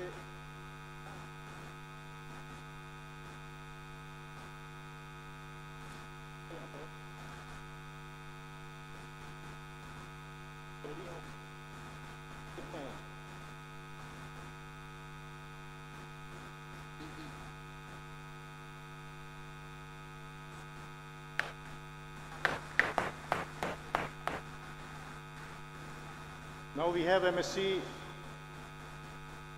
Agriculture and Horticulture candidates from College of Agriculture, Imphal for the Donors Gold Medal. Justi Varghese, Humtu Rangai, Sonia Thiam, and Devarshi Talukdar.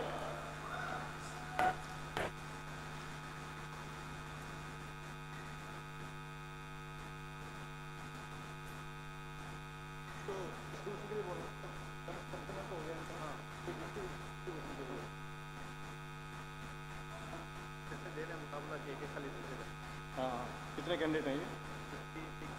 हाँ time बहुत time ले रहे हैं ना ये। कोई तो है ना नंबर डाल देते ना।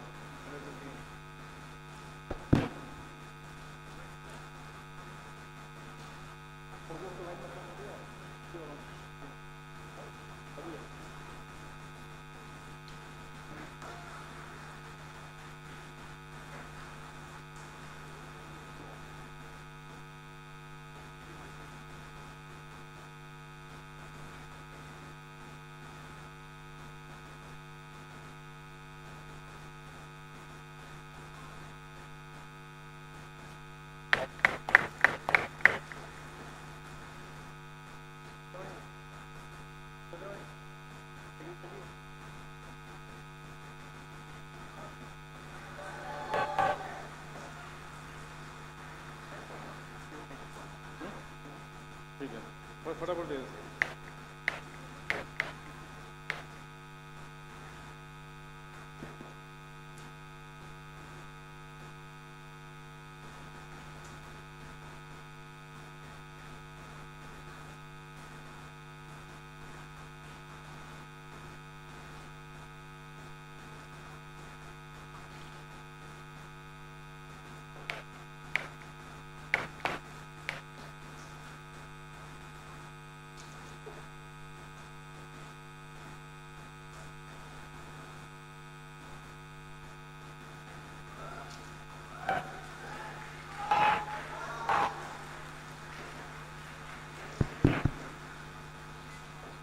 Now, I request the chief guest to distribute the degree certificates to the PhD degree recipients.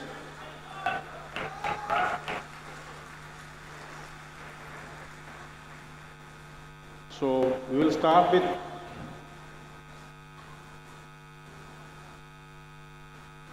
CPGS 2019 batch,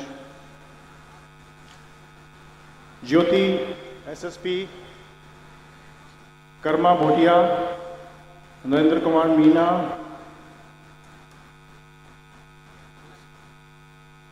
Naveen Kumar, निवेदिना लाइतोंजाम and turmeric oinam.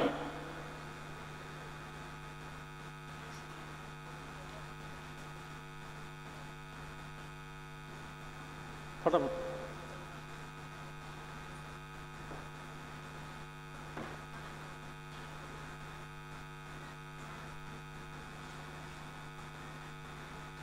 Karma Bhutia, Narendra Kumar Meena, Naveen Kumar, निवेदिना लाइतोंजाम and turmeric oinam, all from CPGS Barapani.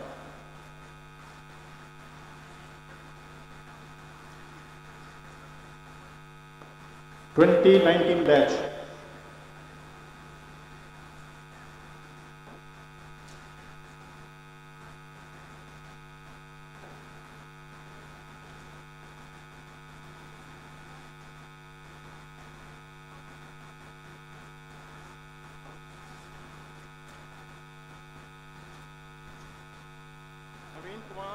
Naveen Kumar, Nivetina, and turmeric oinam are absent. Now we start with 2020 batch. Wang Kem, Chanu. Wang Kem, Tampek Lima Chanu.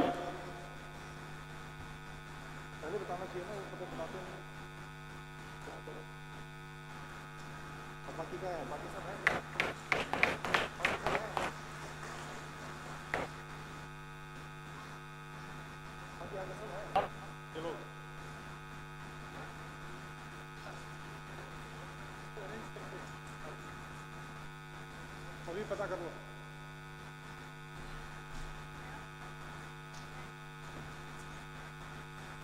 Mailangbam Victoria Devi, Singyala Chifan,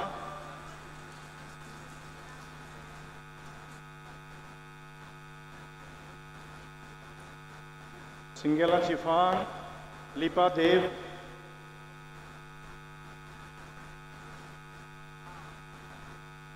Lipa Dev,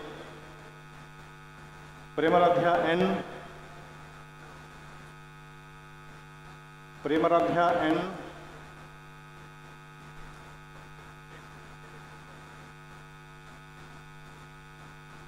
Ningthojam Ridisana, Ningthojam Ritisana,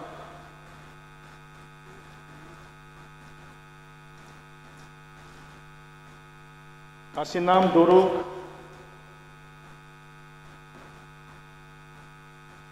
Kasinam Doruk, congratulations.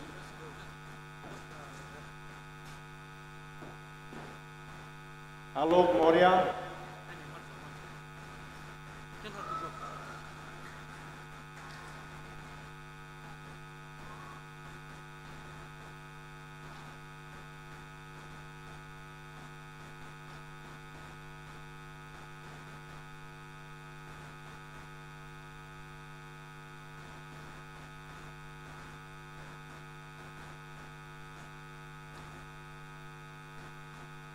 Alok Maurya,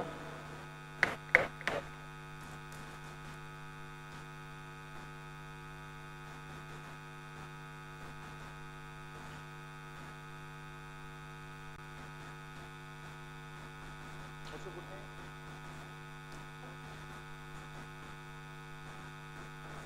Congratulations. Kasinam Doruk,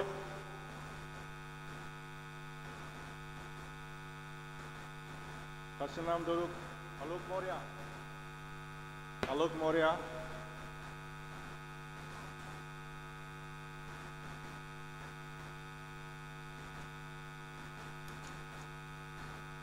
Ash Tankan,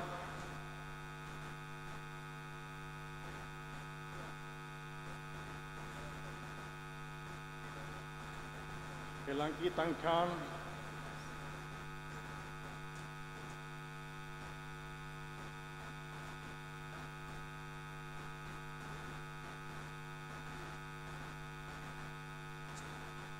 Jimoni Gogoi,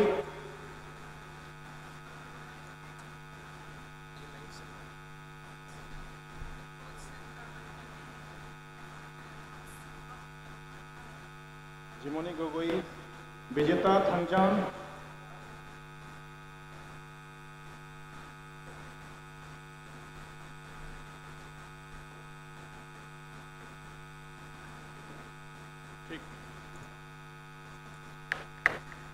Vijeta Thangjan, done. Kota Chakrapani, see Vijeta, Kota Chakrapani, Meghna Gogoi,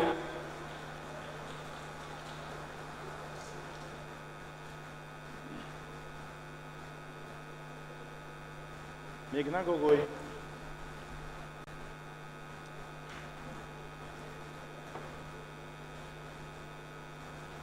Tabului Abonmai, Tabulu Abonmai,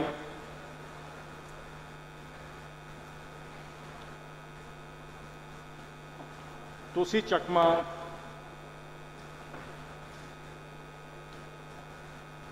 Tusi Chakma,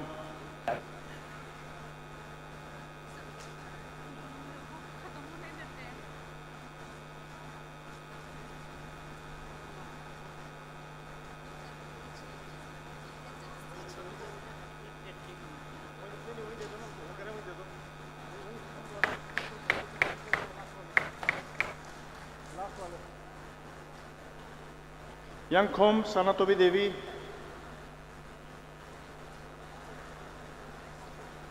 Dipriya Lengkhoi, Dipriya Lengkhoi,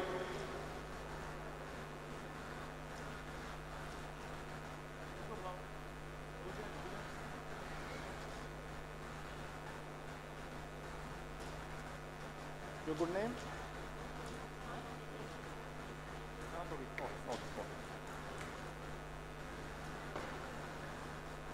Dipriya Lengkhoi, James M,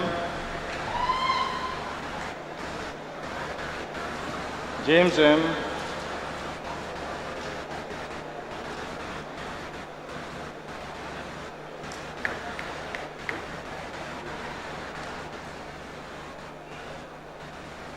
Rizwan Ahmed.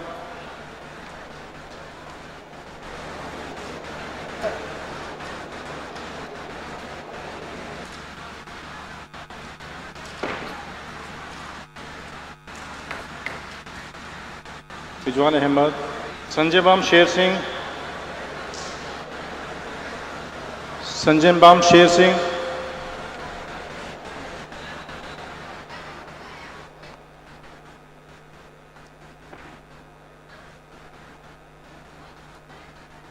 Shubham Singh. Shubham Singh. Sher Singh. Oh, great, great. Shubham Singh. Thokchom Dorenchan Singh. Thokchom Dorenchan Singh. CN Nidhi, please come forward. CN Nidhi.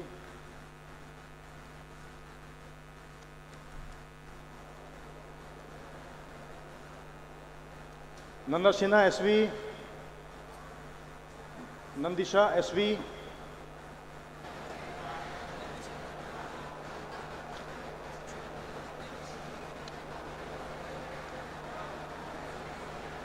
Nandisha SV.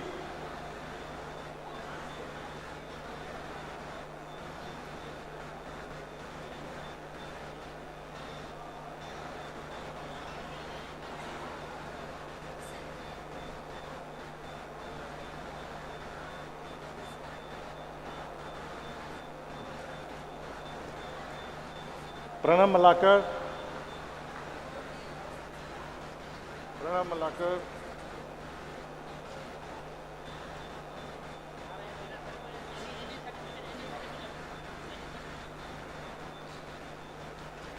Pranam Malakar. Raplang Lapsam. Raplang Lapsam.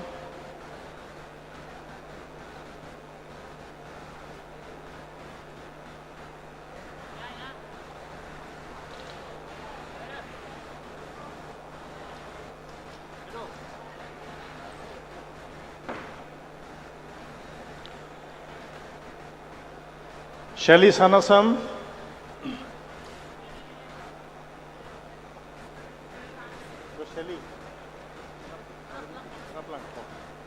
Shelly Sanasam. Sushri Panda. Sushri Panda.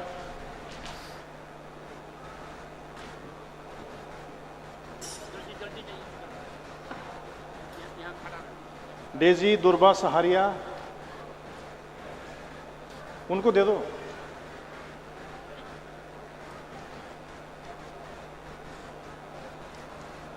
Durba Sahariya.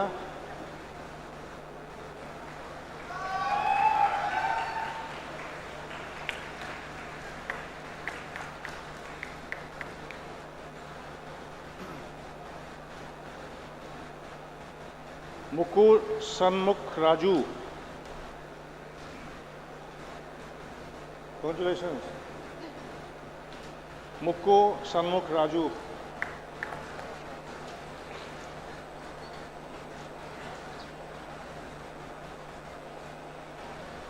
Then coming to PhD in Veterinary and Animal Sciences, Dr. Ankan Dey.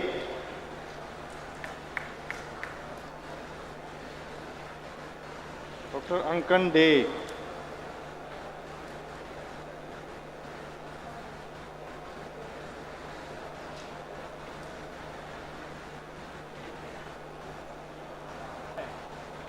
Dr. Sanjeev Kumar. Dr. Sanjeev Kumar. Dr. Ninthonjam Linda. Dr. Ninthonjam Linda. Dr. Rupan Sarkar. College of Veterinary Sciences.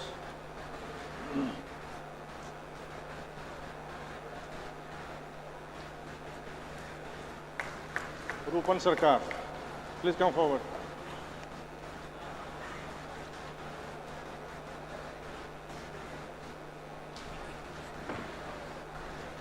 Linda.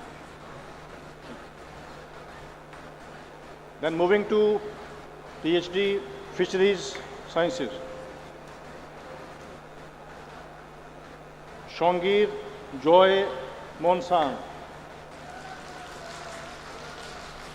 Shongir Joy Monsang, please give him a big hand. Local boy.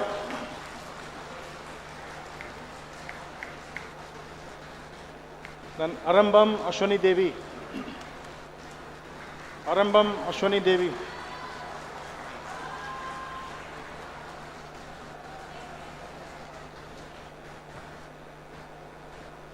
Sanjeev Sharma. Sanjeev Sharma. Wangkhem Mayum Malenganbi Devi. Wangkhem Mayum Malenganbi Devi. College of Fisheries, Lambuchera.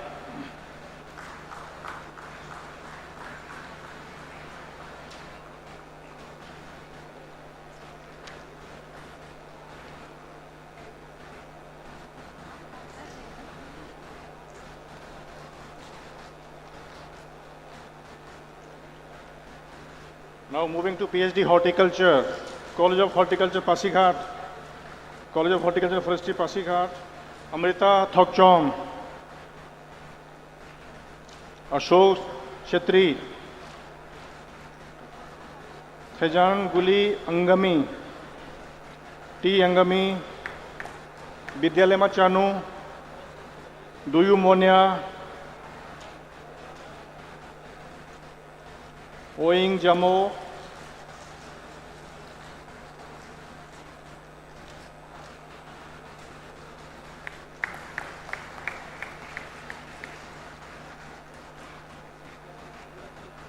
Ashok Shetri,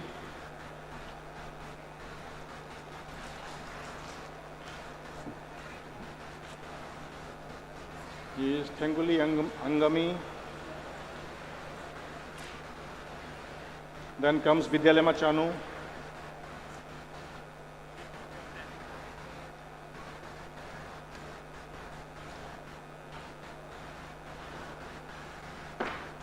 Then Duyu Monia. Duyu Monia.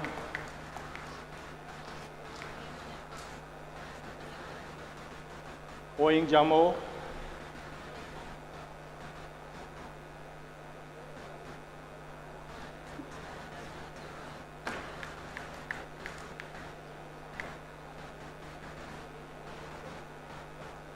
Oing Jamo.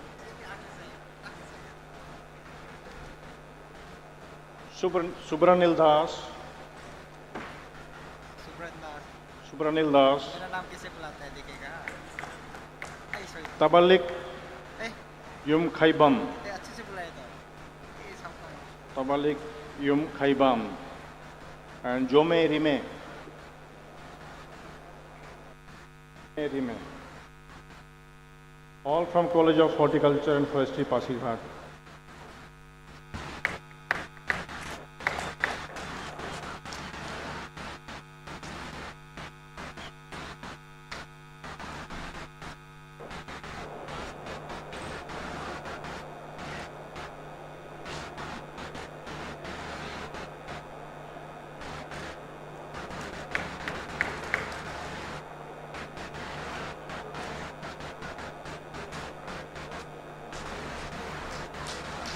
Then finally we have three candidates from College of Agriculture Engineering and Post-Harvest Technology, Ranipur, Aribam Priya Mahanta Sharma, Swati Basuo Patel, and Jyoti Lahare.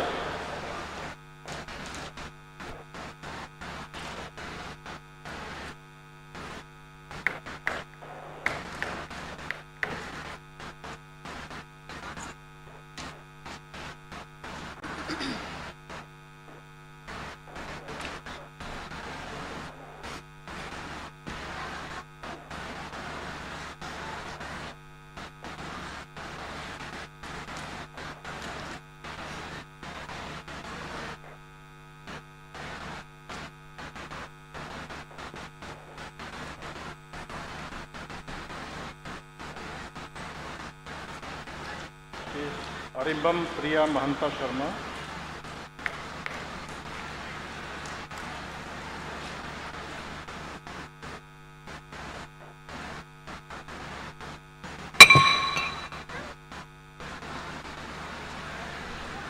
Swati Bhausha Patil and Jyoti Lahare.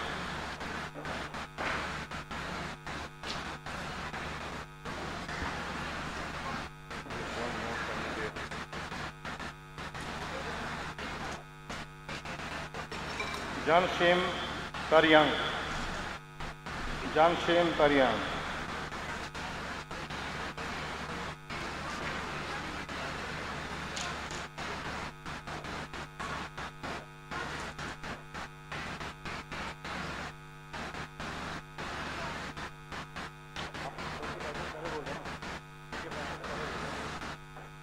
Thank you, sir. Thank you very much. Thank you, sir, and congratulations to the recipients of gold medal and PhD degree. Now, we will have release of policy paper and a compendium. A policy paper on strategies for achieving $30 trillion economy by 2047, edited by Dr. Puranjan Das, former DDG Extension ICR, and Dr. A. Anuradha, CAE PhD Ranipur, and a book on an updated edition of Compendium of Skill Sets on Agricultural and Allied Sciences, published by Directorate of Instruction, Central Agriculture University, Imphal, Manipur, edited by an editorial team comprising of Coordinating Director Dr. Anupam Mishra, Editor-in-Chief Professor Indira Sarantham, Consulting Editor Dr. Puranjan Das, and other editors from CIU Imphal. These are presented for release by the Honorable Chief Guest in presence of this August gathering at the 5th Convocation of CIU Imphal.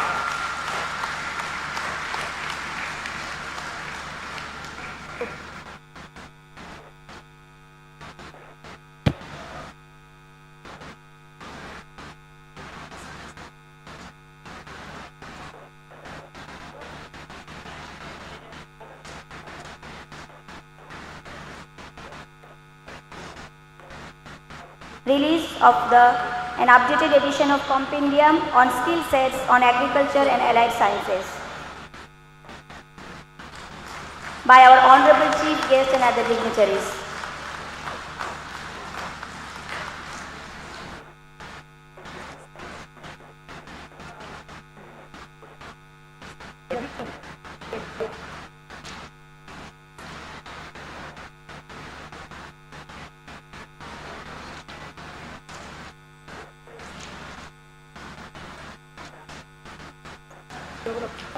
Thank you, Honorable dignitaries.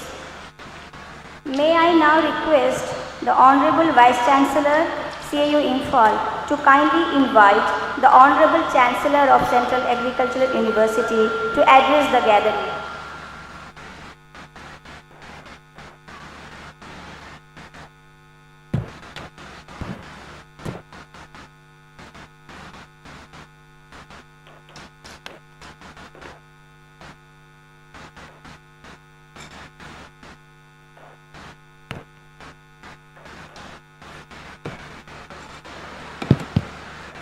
I request the Honorable Chancellor to deliver address. Address by the Chancellor.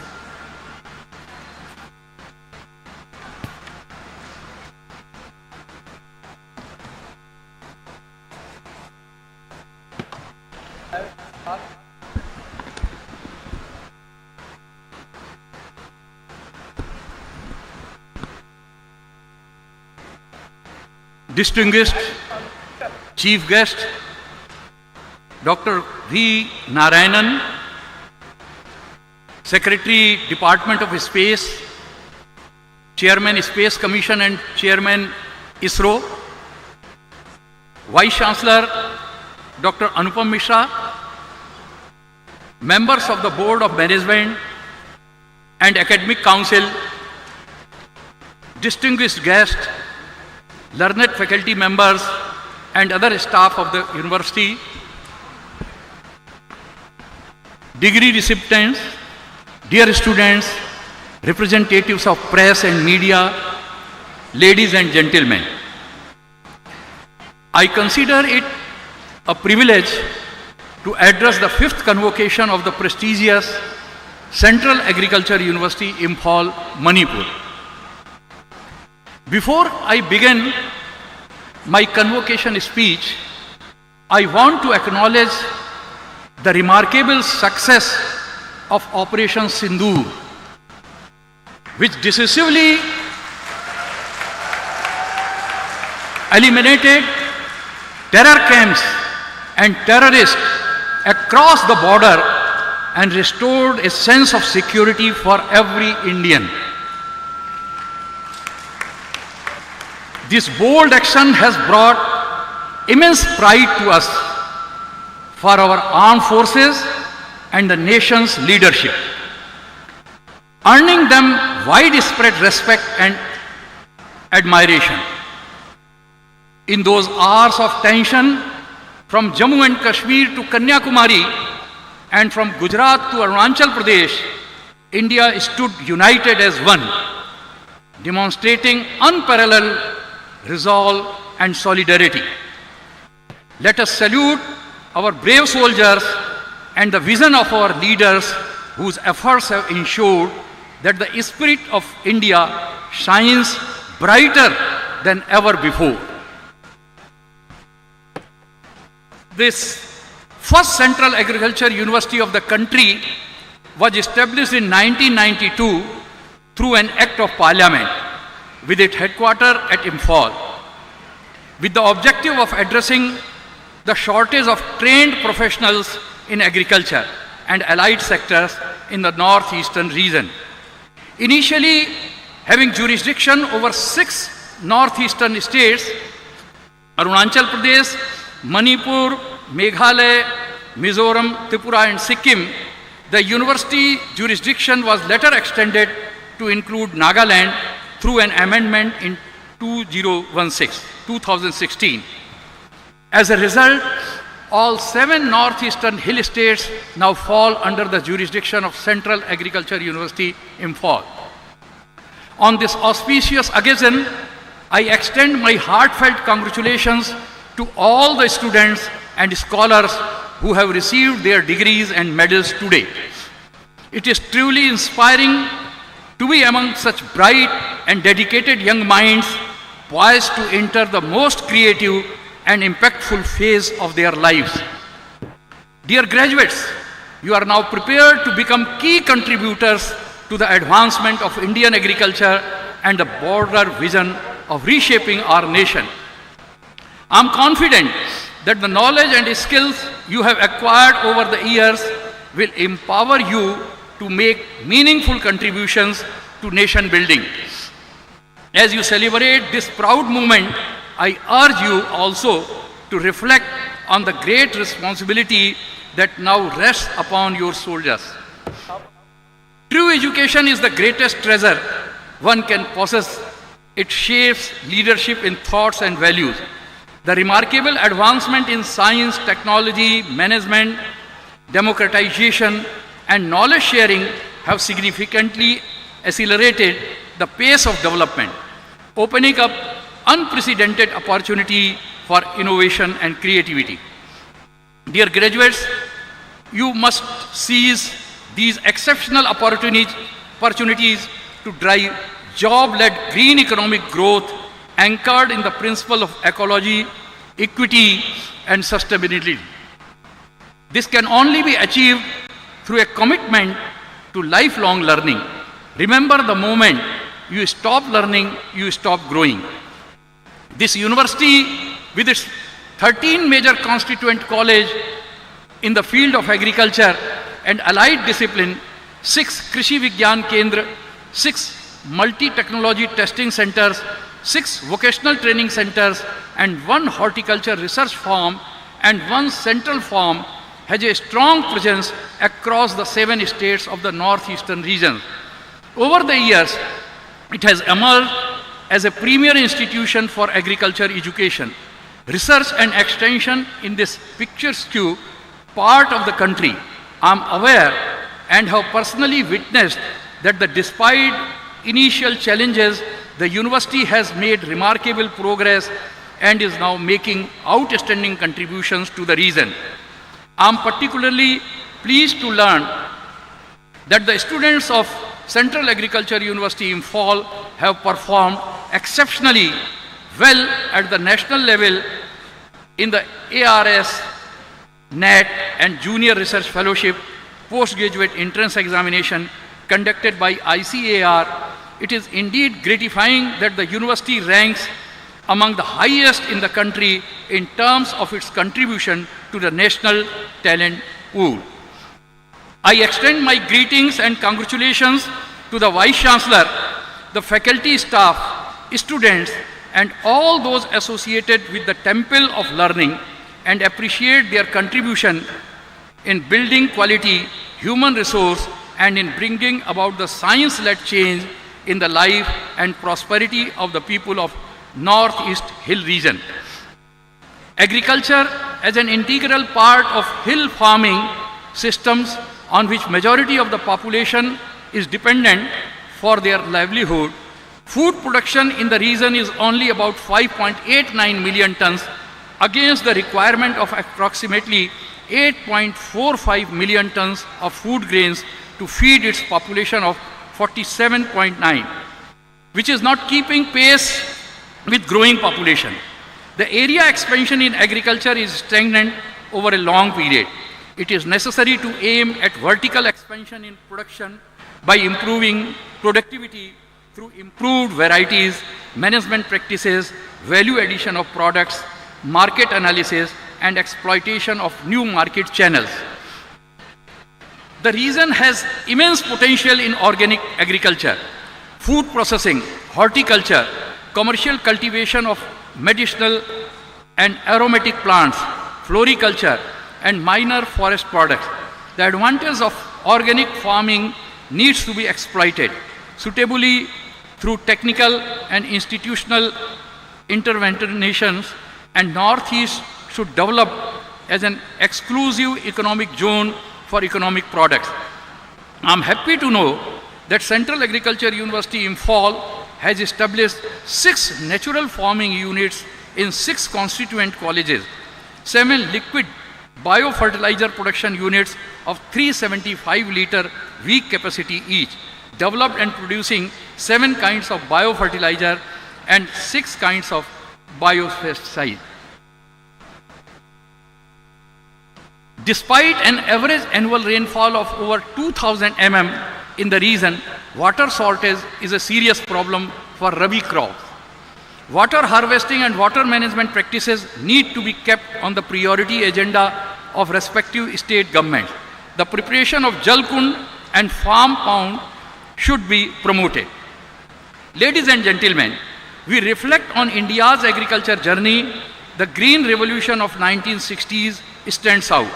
It transformed India from a nation reliant on imports to one self-sufficiency in food production. Thanks to a combination of technology, policies, services, and political will, we achieved record production in food grains, fruits, vegetable, milk, and fish. This revolution halved the incidences of poverty and hunger, providing the foundation for a nation that stands on a right to food.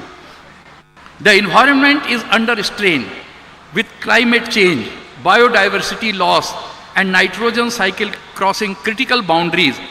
Agriculture must play a proactive role in mitigating greenhouse gas emissions while also adapting the changing climate. By focusing on efficiency and innovation, agriculture can meet the growing demand for high quality food, particularly in the face of resource constraints. Livestock and fisheries sectors also hold great potential with significant growth in the last few years. However, productivity is still low and must be addressed by improving feed, animal health, and conservation of indigenous breeds. The fisheries sector, especially inland fish production in the Northeast, requires technological and infrastructural development to meet the increasing demand. Dear graduates, you are graduating at the historic time. with India poised to become a global leader as the nation aims for a vibrant and green economy. Agriculture plays a central role in achieving this vision. The challenges and opportunities ahead are immense, and you, as a future leader, must harness your skill and knowledge to contribute to the growth of agriculture and rural. Remember, the right to gainful employment is crucial, and youth must be empowered to become partners in this transformation. Initiatives like Aspire, Ready, and Arya must be leveraged to create opportunity in agriculture, leading to science-led prosperity for the nation. India's agriculture policies and programs such as the National Food Security Mission, National Mission on Edible Oil, and the Mission Organic Value Chain Development for Northeast India are crucial for shaping the future. The government's focus on the Northeast as a natural economic zone and capital of organic agriculture offers immense potential for innovation and growth in the region. Dear students, all of you have ample power within you. Whatever you want to do, you can do. Whatever you desire, you can achieve and you can fulfill it because you have ample power within you. You have to think over it. Goswami Tulsidas has already said, Jo ichha kari ho man mahi, Prabhu Pratap kuch durlabh nahi. Whatever you think and whatever you attempt on your thinking, you can do whatever you like. Dear graduates, the future of agriculture and the nation lies in your hands. With ambition and idealism, pursue meaningful, innovative careers that benefit both the farmers and the nation. Remember the words of Mahatma Gandhi, knowledge and character must go hand in hand. Lead with compassion, integrity and vision. May your journey ahead be filled with success, growth and service to the nation. Good luck and Jai Hind.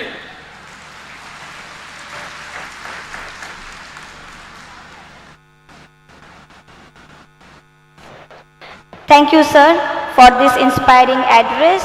We are grateful for your leadership and vision. Thank you once again. Let me now invite the Registrar, Central Agricultural University, Imphal, to kindly introduce the chief guest of this CAU's 5th convocation.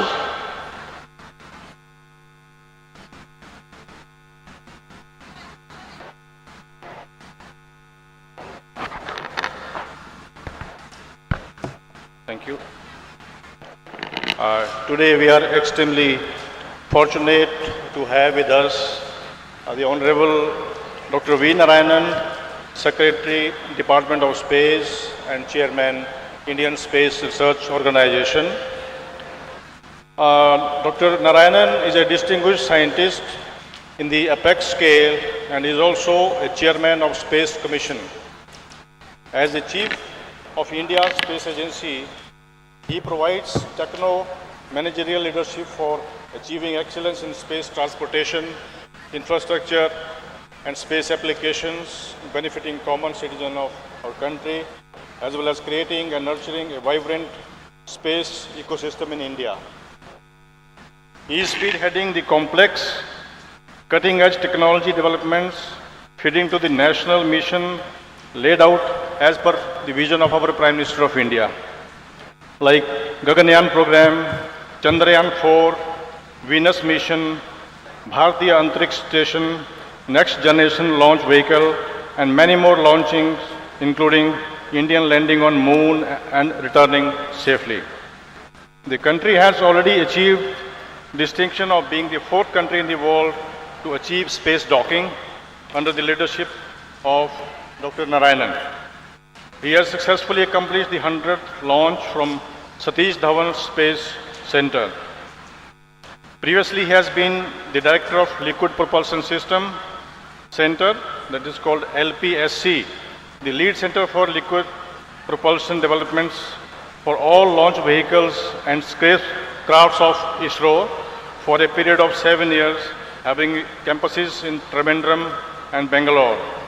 As a director, he has provided able leadership to the chemical and electric propulsion systems, control power plants, and transducers development for space health monitoring, and built huge infrastructure.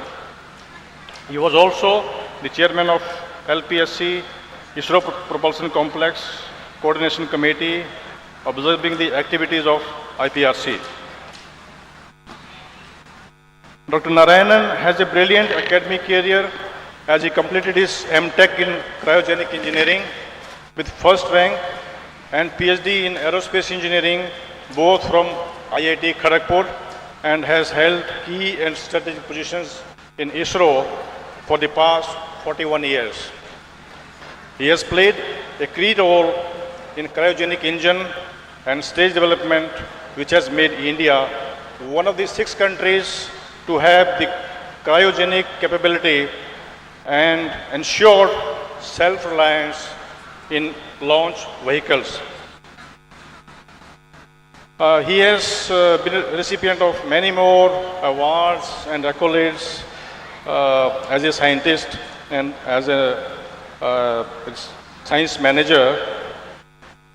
One of the landmark achievements of Professor Narayanan is that he was a chairman of National Level Expert Committee for Chandrayaan-2 setback and recommended necessary improvements which led to the success of Chandrayaan-3, making India the first country to soft land near South Pole of Moon.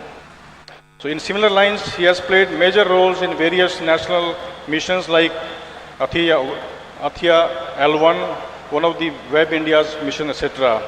So I request the Honorable Vice Chancellor to request our Chief Guest to give his convocation address.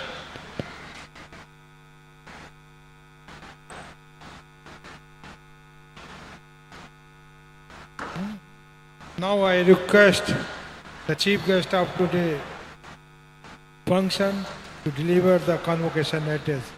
Sir.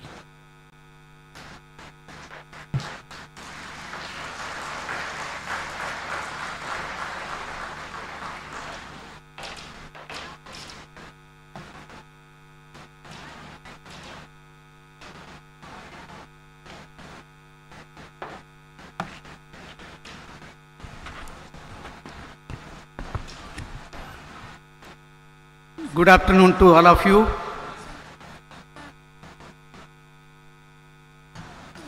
Distinguished Chancellor Dr. Pradeep Kumar Joshi ji, most dynamic, vibrant, excellent Vice Chancellor Dr. Anubhama Misra ji, members of the Board of Management, Academic Council, distinguished guests, faculty members, staff members, recipient of the degree, recipient of the awards, bright students, proud parents, representatives from press and media, ladies and gentlemen. My warm greetings to all of you present here on this momentous occasion of 5th convocation of the esteemed Central Agricultural University, Imphal. First of all, let me extend my heartiest congratulations to each and every student who is going to get the degree after completing your studies. Let me also congratulate Dr. P. Das, who has been awarded the Doctor of Science degree for his outstanding contribution. The accolades of this institution, I am sure, has not come easily, and this is because of the hard and smart work of each and every faculty members and all the staff members of this great institute. These institutes really impart a very good education, the true education that ensures absorption of knowledge, accumulation of wisdom, and appreciation of the experience. You know, the faculty members have got a great role to play. They are the people who really ignite the young minds of the students and make them very good citizens of tomorrow. And on this occasion, first of all, let me extend my heartiest congratulations to each and every faculty members and staff members of this great institute. Located in a region often referred to as gateway to Southeast Asia, this part of country, India, is celebrated for its deep historical and cultural ties, breathtaking natural beauty, and its unique position at the convergence of Indo-Malayan, Indo-Chinese, Indo-biographical realms, including the renowned Indo-Myanmar biodiversity hotspot. I understand the Central Agricultural University extends its presence across 7 states in Northeast and India. Within the Eastern Himalayan hill region, which spans altitude from 136 to 7,000 meters. These states also share international boundaries with 5 countries: China, Myanmar, Bhutan, Nepal, and Bangladesh. I am extremely grateful to the Vice Chancellor and Chancellor of the University for my presence today on this very happy occasion of the graduating students. You know, the stars of today's functions are the students who are receiving their degree. Let me once again take this opportunity to congratulate each and every one of you, specifically for those who came and received the gold medal. And apart from your hard work, dear friends, no doubt you have put a lot of labor to receive this degree, but you should understand you got the degree, what you are receiving today, really, lot of credit should go to your parents. All parents are not economically good, but every parents are having great heart to see their wards as great. On this occasion, let me salute each and every parents for their great sacrifice to see your wards in the present stature.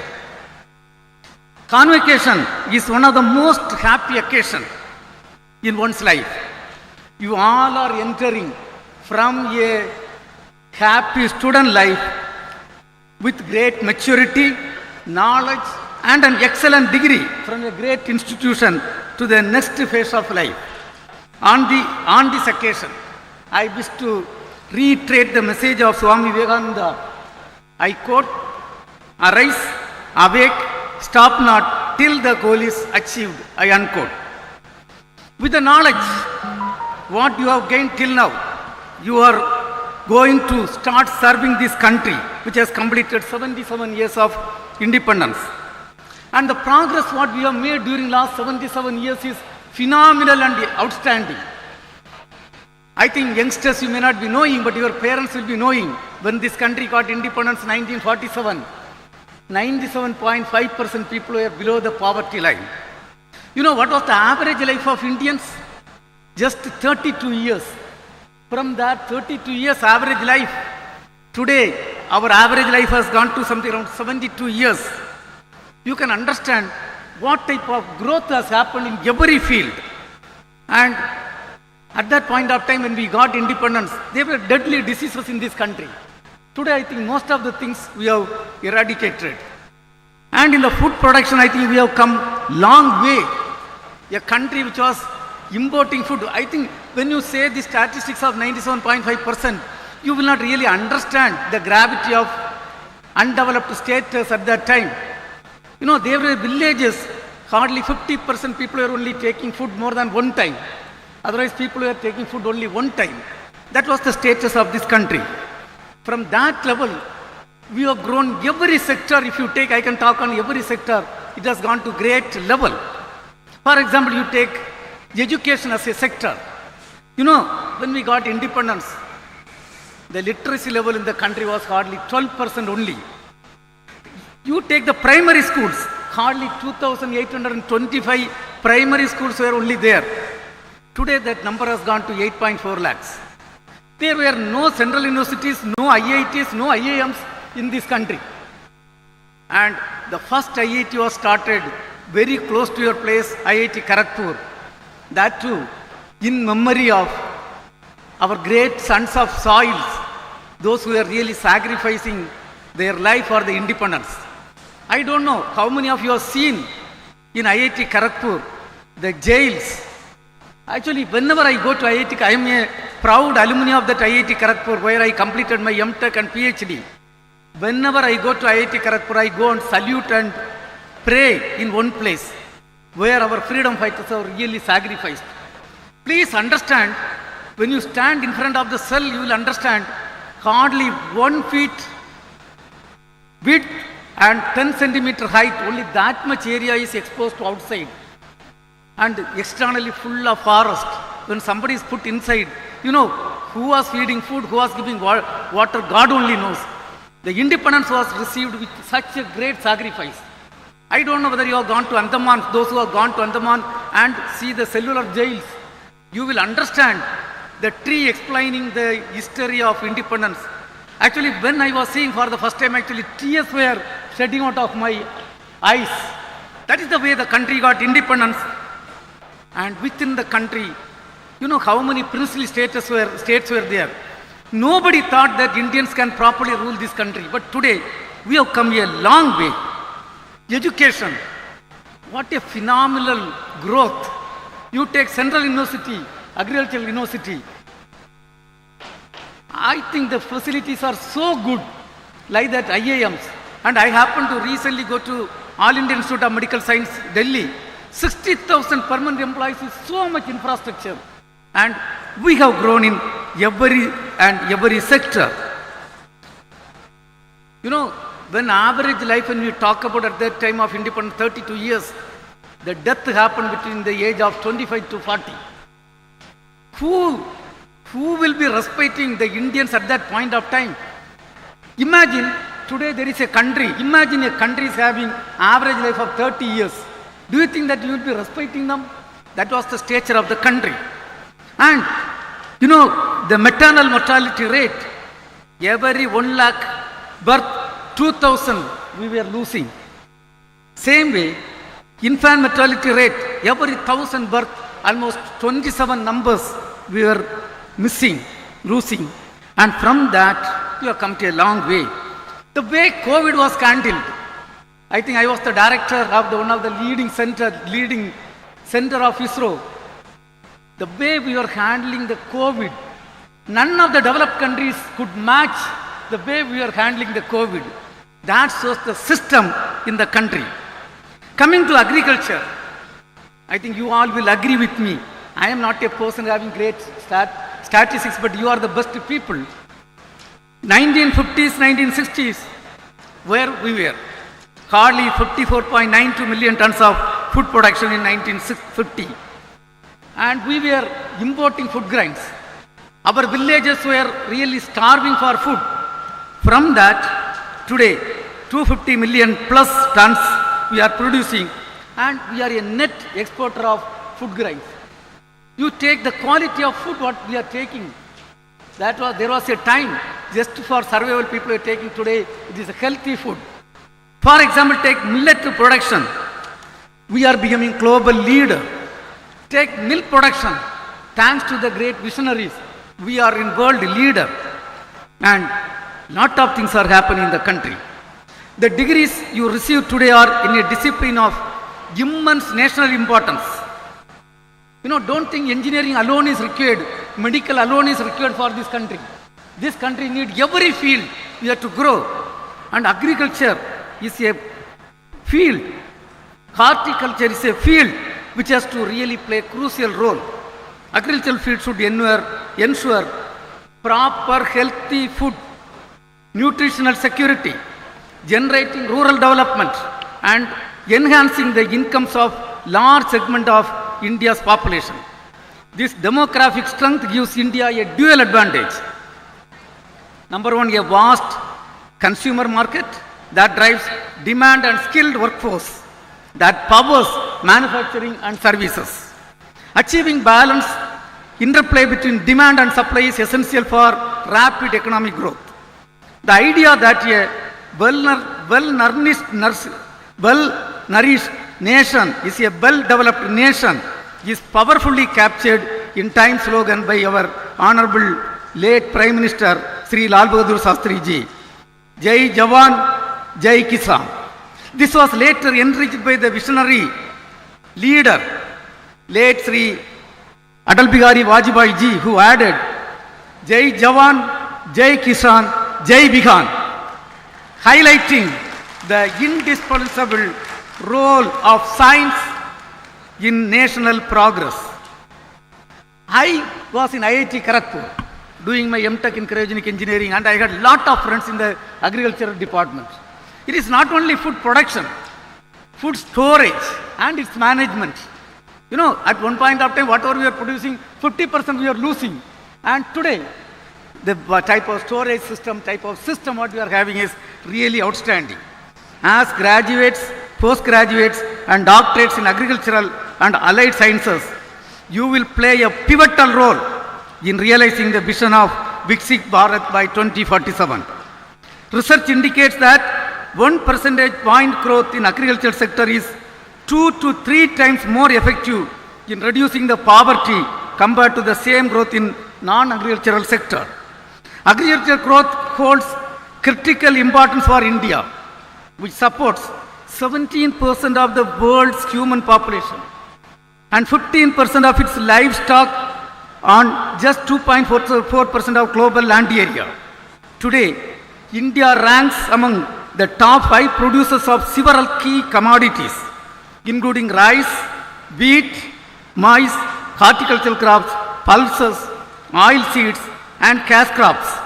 However, despite these gains, a candid comparison with other countries, India's strategic neighbors and a major player in the global agriculture reveals important insights and areas for future growth. I was in an important committee in Delhi.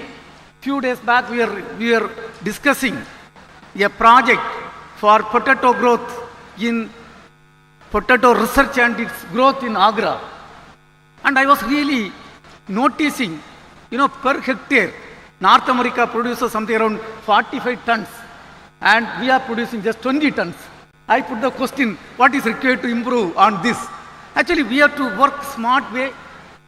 The research, fundamental research should go in all the areas. Agriculture is not a simple area.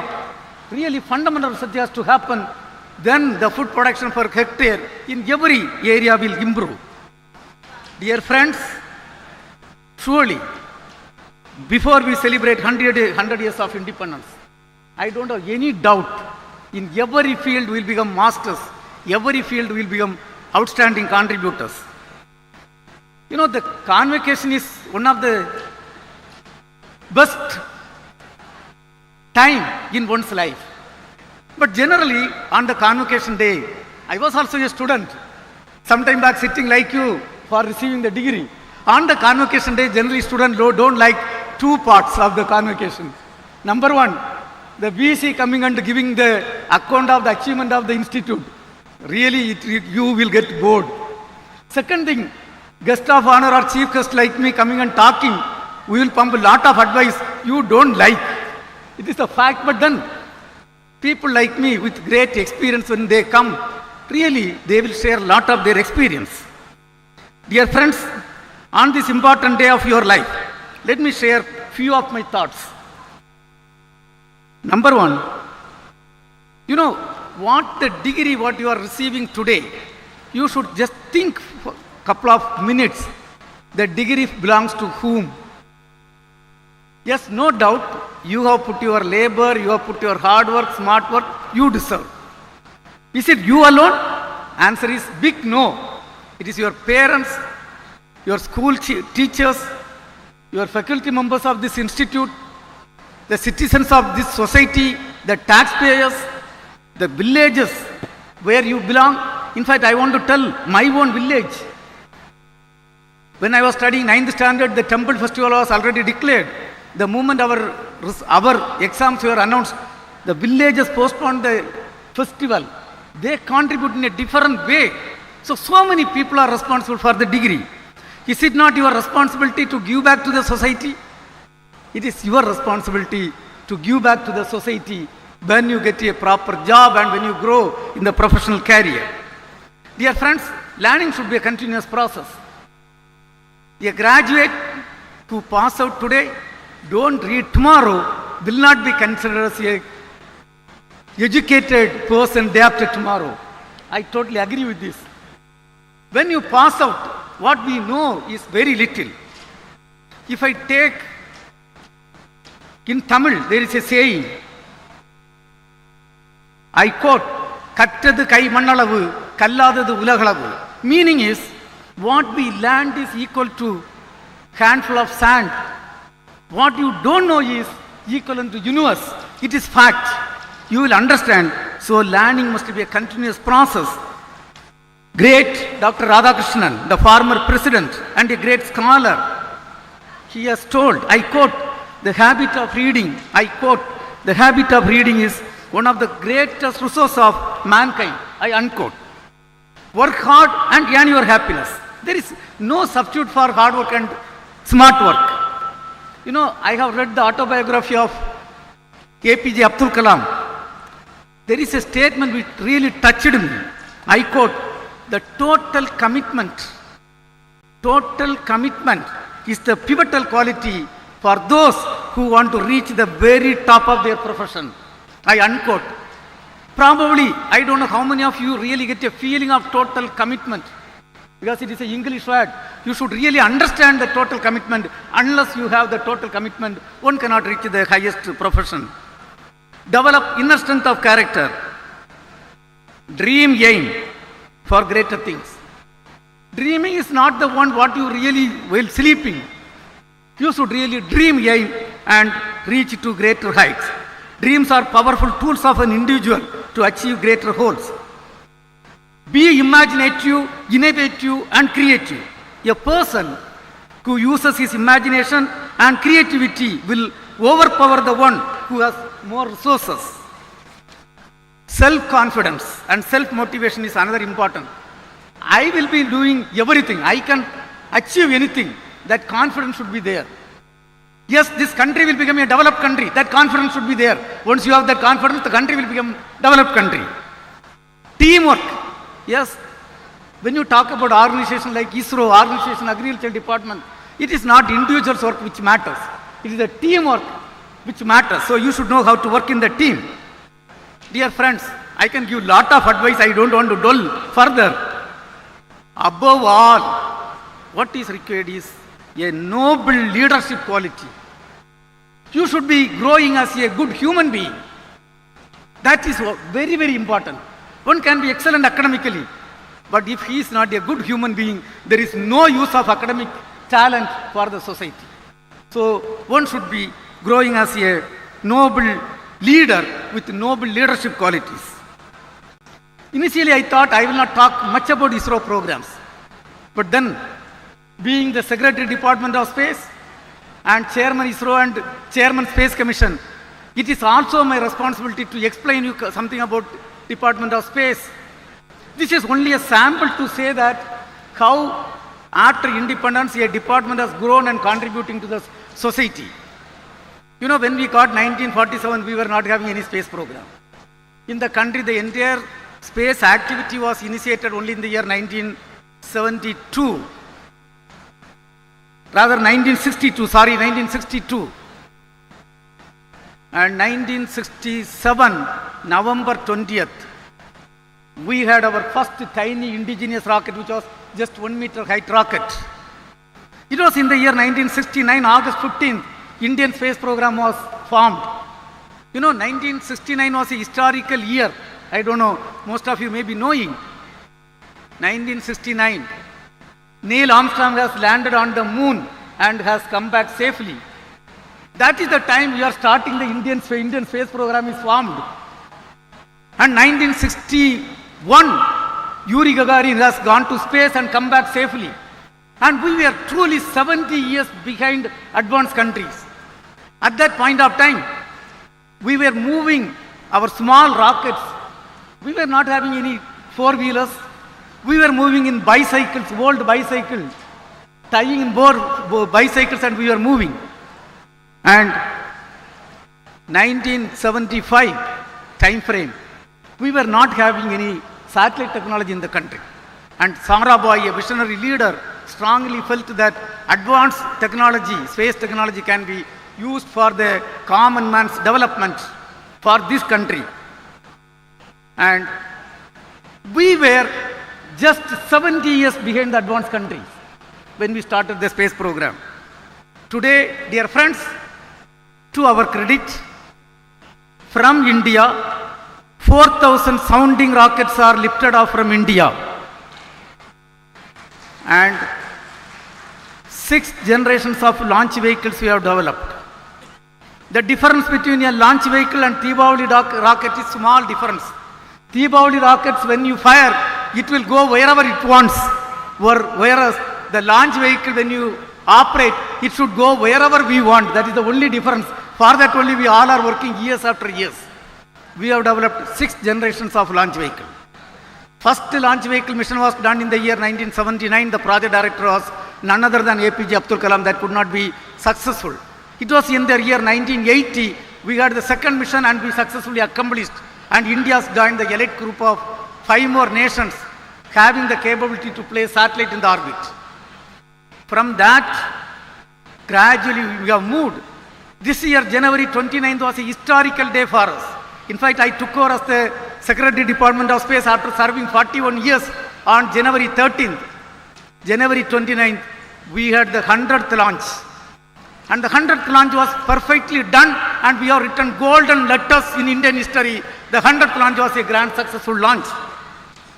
And in the area of satellite, 1975, we had the first satellite, Aryabhatta. That was purely built with the support of foreign country. And we launched with a foreign satellite, foreign launch vehicle. From that till today, we have conceived and built 131 satellites of various types, various capabilities. And the heaviest being the GSAT-11 with 6,000 kg high throughput satellite. And we are placed in the orbit. A country which was not having satellite technology, when Honorable Prime Minister Modi ji took over as the Prime Minister of this country, we have built a satellite for South Asian countries. We conceived, built and launched, and today we have donated to the countries. That shows the growth of the country. And you know, currently America and India has built a satellite called NSR satellite, NASA ISRO Synthetic Aperture Radar satellite. It is going to be used for this, the costliest satellite ever built in the world. And Honorable Prime Minister standing in America declaring that India and USA has built a satellite together. That satellite is going to be launched by our launch vehicle. What a proud moment it is, standing in America declaring. Dear friends, from bullock cart era and bicycle era, we have come a long way. We are building a G20 satellite for G20 countries for studying the climate, air pollution, weather monitoring. We are building a satellite. In that satellite, 50% payload is Indian payload. Satellite is going to be built by us, and remaining payload is coming from 20 countries. And we are going to launch, and we are going to be a world leader donating the satellite for G20 countries. And a significant progress. A country which was moving rocket parts in bullock cart, moving rocket parts in bicycle and satellite parts in bullock cart. Today, to our credit, 433 satellites of 34 countries are lifted off from India and we are placed in orbit. That is the status of the country. 1975, the country was not believing that space technology can yield results. And we had a site experiment. 2,400 television sets were kept in 2,400 villages. And the signal from ATS-6 USA satellite was communicated through the satellite, through the television sets. And we could demonstrate to the country that mass communication can happen through this program. And from that today, if you see the application, all these satellites and rockets are for what? We are serving the common man of this country in tele-education, television broadcasting, telemedicine, weather forecasting, agriculture sector, food security, water security, strategic area. You know, we are having our neighbors, you all know, I need not explain. If we have to ensure safety of this country, we have to really serve through the satellite. We have to monitor the entire 7,500 kilometer seashore area, we have to monitor. And the entire northern part, we have to monitor continuously. Without satellite technology, without drone technology, we cannot achieve that. Today I am happy to inform that at least 10 satellites are continuously working, 24/7 working for the strategic purpose to ensure safety and security of the citizens of this country. And disaster warning and mitigation. Very easy to say this bad. You know, when there was a time, 10 years back, disaster happens, thousands of our citizens we used to lose. But today that is not the case. Well in advance we understand, we inform, and we mitigate lot of things. Warning also we give, and lot of things. Please understand, please carefully hear. A country which was 70 years behind the advanced countries, today 9 places we are number 1 in the world. 9 places. Chandrayaan 1, you all know that was the first interplanetary mission. Chandrayaan 1 is the one which found water molecule on the moon.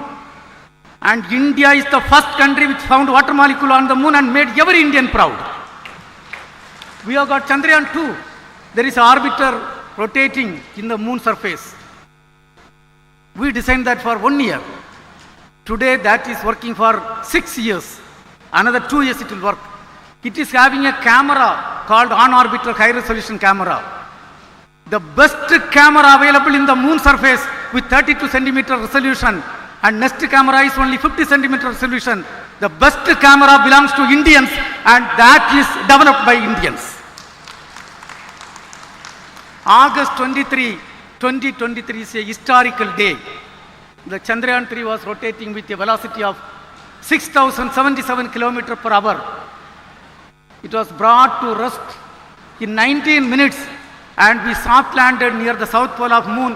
And India is the only country, first country, soft landed near south pole of moon, and our flag is flying high. You know, I still remember we were working in Tumba, Trivandrum. Every time we are all toppers. In fact, I was the topper in IIT Kharagpur in cryogenic engineering. And we were discussing, every time you are getting second rank, third rank, when to get first rank. A decision was taken. At that point of time, Russia has placed through a single rocket 37 satellites. We decided we will put 100 satellites. You know, placing 100 satellites is very easy, but it should not hit each other, collide each other. Dear friends, it is history. India is the first country which placed more than 100 satellites, 104 satellites through a single rocket and made history, and we were keeping that record for years. You know, to take satellite to the orbit, we need propulsion system. Propulsion system is nothing but like car engines. But car engines on Imphal, this road, what will be the maximum velocity? Maybe 80 to 100 km per hour. But to place a Chandrayaan 3, we have to give 37,000 km per hour velocity we have to give. And we need to have different types of propulsion systems. One is called a cryogenic rocket engine, where we use liquid hydrogen and liquid oxygen. This technology, if it is not there, we cannot have meaningful space program. And I passed out MTech in 1990, 88, 89, 90. I am joining the department. This technology was denied to India by advanced countries. Knowingly, it cannot be used for missile purpose. Unfortunately, people brought MTCR class and the technology was denied to India. And we have developed, dear friends, to our credit, a technology which was denied. 3 propulsion systems you have made, developed 3 propulsion systems, and India is one among 6 countries having that capability today. It is not only we have developed, I want to share important thing. You know, Mark 3 rocket which took Chandrayaan 2, Chandrayaan 3 to orbit. The upper stage is a cryogenic stage, which is totally conceived and built by Indians. In fact, the day one what was made, I am having slides in my cupboard. And towards the end, after a couple of project directors, for 5 years I was the project director, I was also the development chief. I had lot of toppers in my team. We set targets, we should make world record. A technology which was denied to India, we should make world record. Today I want to tell, in the development, we have got 3 world records. It is not that we have developed, we have got 3 world records. Number 1, we have made only 3 engines and successfully accomplished the mission. Advanced countries, average, they make 6 engines, then only they make the success. We have made 3 engines and people have made 4 to 10 engines, and we are having first world record there. Second thing, from the engine test to flight, advanced countries have taken 34 months to 10 years. When I was the project director, we put a target, we will make it in 24 months. The entire world was ridiculing us. In fact, I still remember when I made a proposal and presented in the international forum, people are asking a question, are you joking in this forum? And it is history. Today, in 28 months, we have completed the mission, and India became first country in top rank with 28 months. No other country has done. Other country has taken 6 months, 6 years average. Minimum is 34 months. Maximum is 10 years.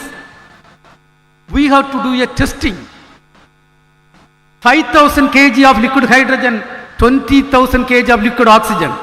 You know, hydrogen, if you handle properly, it will work as a fuel. If you don't handle it, it will explode. We have to test in a 1100 crore facility. Generally, people take 10 months doing experiment, then only they authorize the test. We decided this country, we cannot spend lot of money, we cannot waste lot of time. We will do digital simulation. In fact, my MTech thesis and PhD thesis is in the digital simulation only. We will do lot of digital simulation. With minimum expenditure, we will go for the test. And today it is history. We have completed the test in 34 days. And advanced countries have taken 68 days to 10 months, and we have made the 3rd world record. A technology which was denied to India, we have made world record. January 16th this year, another historical achievement. You know, 2 satellites rotating the orbit with 28,400 km per hour. You know, docking. How many of you know? Imagine 2 cars are going in Imphal road with 100 km per hour. Without hitting each other, you have to go and soft dock. You can understand what type of difficulty it is. Here 2 satellites are rotating with 28,000 km per hour. And using a set of cameras, algorithms, everything, we have to dock. On 16th January, we had the successful docking of 2 satellites, and India becoming one among 4 countries having that technology with us today. And this is going to be useful for years to come. We have built a satellite for studying sun. You know how many countries are having that capability? Only 4 countries in the world, including India. We placed the satellite in the orbit, and we have collected the sun data. So much data is collected and distributed among the people. And we are one among 4 countries having the capability. Another important mission, Red Planet mission, Mars orbiter mission. You have to travel 68 crore kilometer. How much? 68 crore kilometer. When you travel, imagine small deviation happens, where we will go. And we have traveled, we have restarted a engine after 297 days. We have accomplished the mission. Till today, India is the only country which has successfully accomplished a Red Planet mission in the first attempt. No other country in the world could do it. Not only that, Honorable Prime Minister only did a calculation. Total money spent, when you calculate, per kilometer whatever we have spent is less than the money required for auto fare. That is the low cost mission we have accomplished, and our flag is flying high. And today, India is becoming really a vibrant space power. We are not in the bullock cart era. From that era, we have come a long way. We are not in the bicycle era, a country which was tying the rocket in the bicycle. Today, we are going to take our own human being to space. We are working towards that. First uncrewed mission is getting built in Sriharikota. If you people come, you can see. And this year we are going to make the uncrewed mission, and 3 more and 2 more uncrewed mission. Then we are going to send our own human being, own brother or sister to space and bring them back safely. We are working towards that program. We are going to build our own space station. By 2040, India will have its own space station. 52-ton mass has to be lifted to build the space station. And the first module will be lifted in 2028. We are building a heavy lift launcher. The first rocket, what was developed in 1979, capability was only 35 kg to low Earth orbit. Right now we are working for a rocket which will take 30,000 kg to low Earth orbit, called NGLV. Right now, Honorable Prime Minister has given a direction to take Indian to moon, land safely and bring them back safely. Towards that, we are trying to build a rocket which is 30-story building height. We are going to build a rocket. This is in the development. And importantly, when Chandrayaan-2 had a setback, in just 1 month time, we could complete the analysis, develop all the recommendations, 100+ recommendations, and we have given the 1100-page report, and we have succeeded Chandrayaan-3. And all these things are because of the teamwork. Dear friends, when you take agricultural area, our contributions are significant. Over the years, our remote sensing satellites have done forecasted vegetation cover, crop inventory, soil assessment, drought, flood monitoring, and with great precision. Groundwater mapping is yet another success rate. You know, potential fishery zone. By pinpointing the potential fishery zone and informing our people, we get 6 times more fish, and the cost is coming down. Through that alone, approximately 30,000 crore per year is the profit alone is 30,000 crore, and Government of India budget to space is 15,000 crore. And northeastern state, really we are doing great service. Very recently, one thing we have done, 800 students from all the 8 states are selected, and 100 of them, week before last week, they were brought and trained in ISRO facilities in Bangalore. And we are going to continue this so that you will get the exposure for this space program. And lot of things are happening for northeastern. 3,000 spacecraft internet connectivity is given, and horticulture area, we have located something around 18,000 hectare area is located across 52 districts, and flood warning, disaster related mitigation, lot of things we are serving for northeastern area also. What I like with northeastern area is it's a fantastic area, but then we have to develop the entire society, and inclusive growth has to happen. Now, dear friends, I think I am already exceeding my time limit. Before I conclude, I was impressed on the stage by 2 things.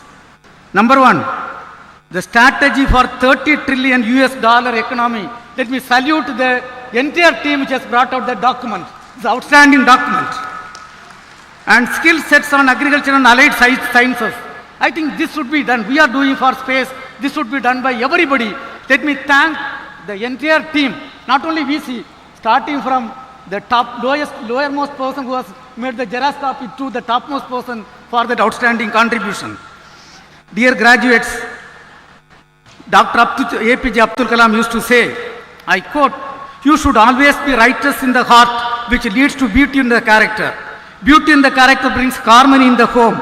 Harmony in the home leads to order in the nation, and the order in the nation leads to peace in the world. I unquote.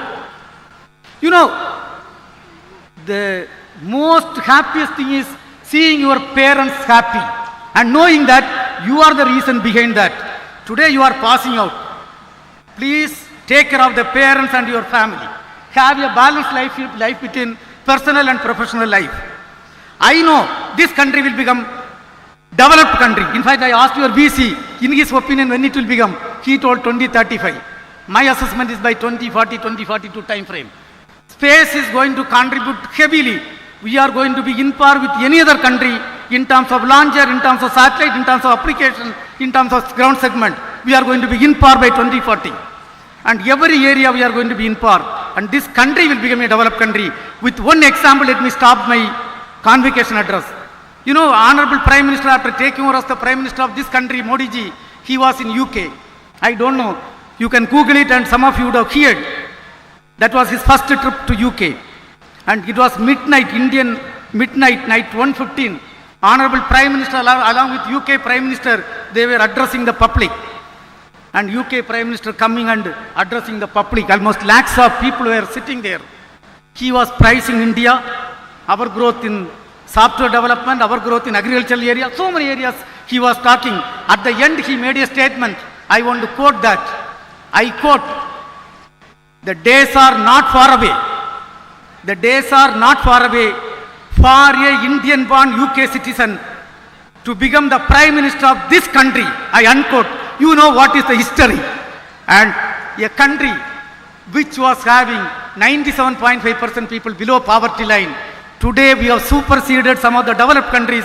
We have come economically fifth status. Dear friends, when you pass out, you are having lot of opportunities. You have got the great role to play to contribute for making this country as a developed country. On this occasion, let me once again wish each and every one of you for your happy, healthy, personal and professional life. Let me also pray the Almighty to shower the blessing on this institute to go to much higher stature and contribute for making this country as a developed country. With that, may God bless all of you. Thank you. Jai Hind.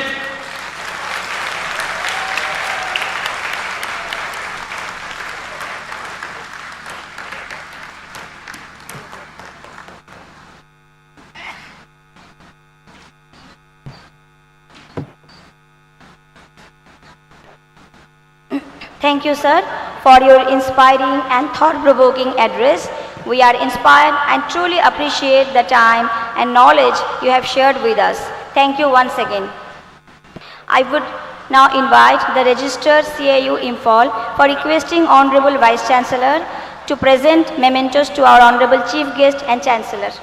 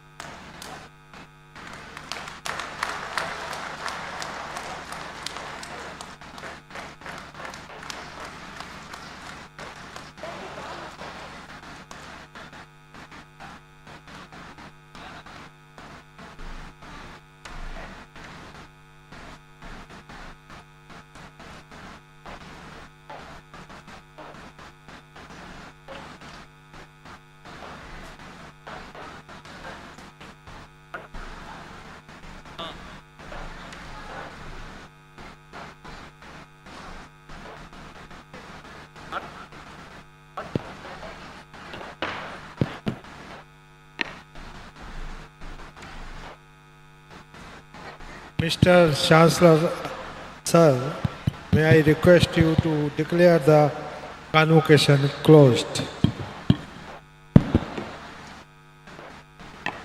I declare the convocation closed.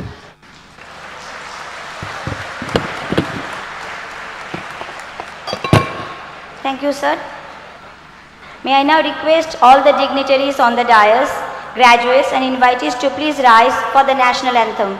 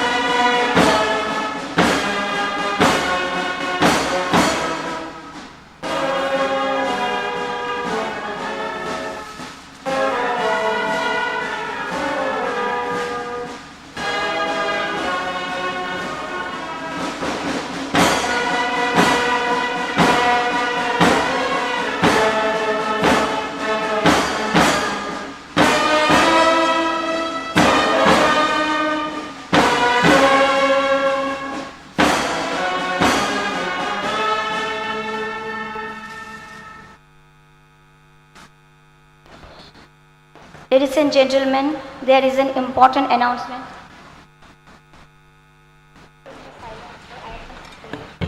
Ladies and gentlemen,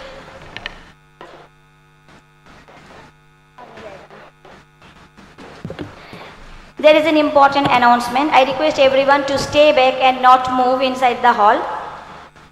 As we have heard yesterday that about the shocking demise of Dr. S. Ayappan, who was an aquaculture scientist and held several positions in various government organizations. Padma Shri recipient Dr. Ayappan was the Chief of ICR, Director General of ICR and Secretary, Department of Agriculture, Research and Education there. He was also the Chancellor, former Chancellor of Central Agriculture University, Imphal. He was instrumental in bringing Blue Revolution in India and was the first non-crop scientist to head the ICR. Dr. Ayappan had served for more than 40 years in this fisheries field. Dr. Ayappan was credited to bringing Indian fisheries to a level of excellence in basic sciences and fish commercialization which is unmatched anywhere in the world. To mark respect to the departed soul of late S. Ayappan, we request all to stand up in paying homage to the departed soul for a 2-minute silence.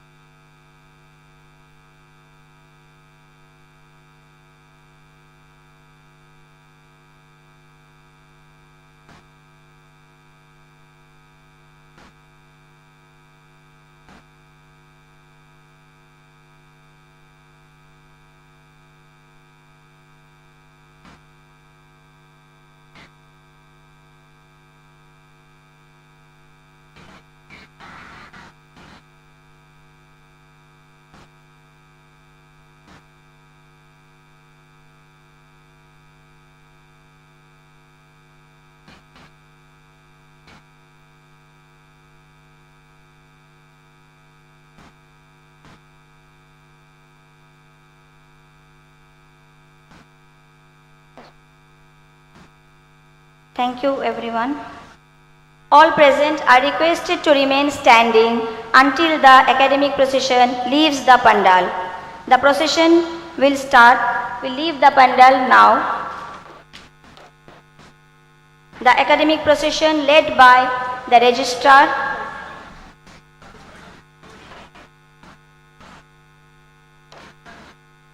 the procession will leave the pandal led by the registrar CAU Imphal, followed by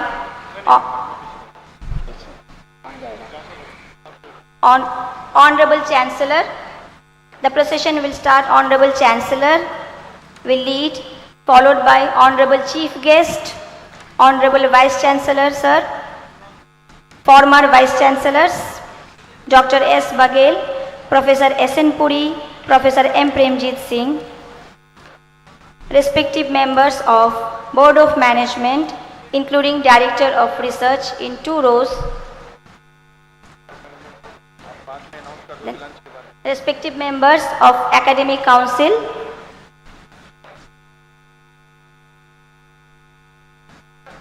and Comptroller. Yes.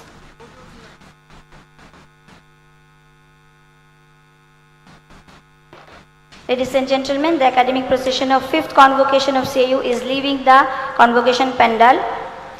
There is an announcement for all respected members that degree distribution to UG and PG students will resume after the lunch break 1.5 hours after conclusion of this main ceremony.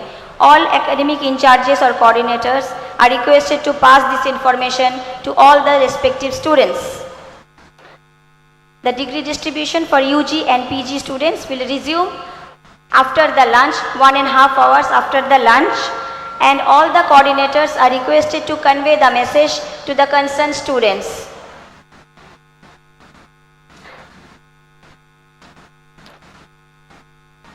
Lunch has been arranged for all, hosted by Central Agriculture University, Imphal. All are requested to proceed for the lunch. Thank you everyone for your gracious presence to the 5th convocation ceremony of CAU Imphal.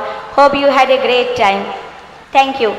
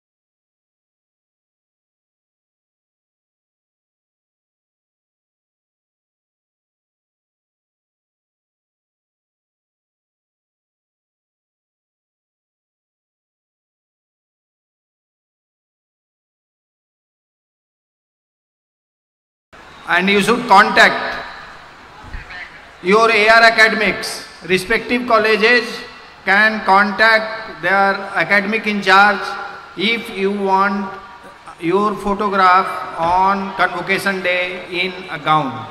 Gown will be lended to you, and then you can take a photograph and can return. It has to be on returnable basis. So that's the information. Please keep in mind, if you want a picture, photograph of yourself in gown is available. Thank you.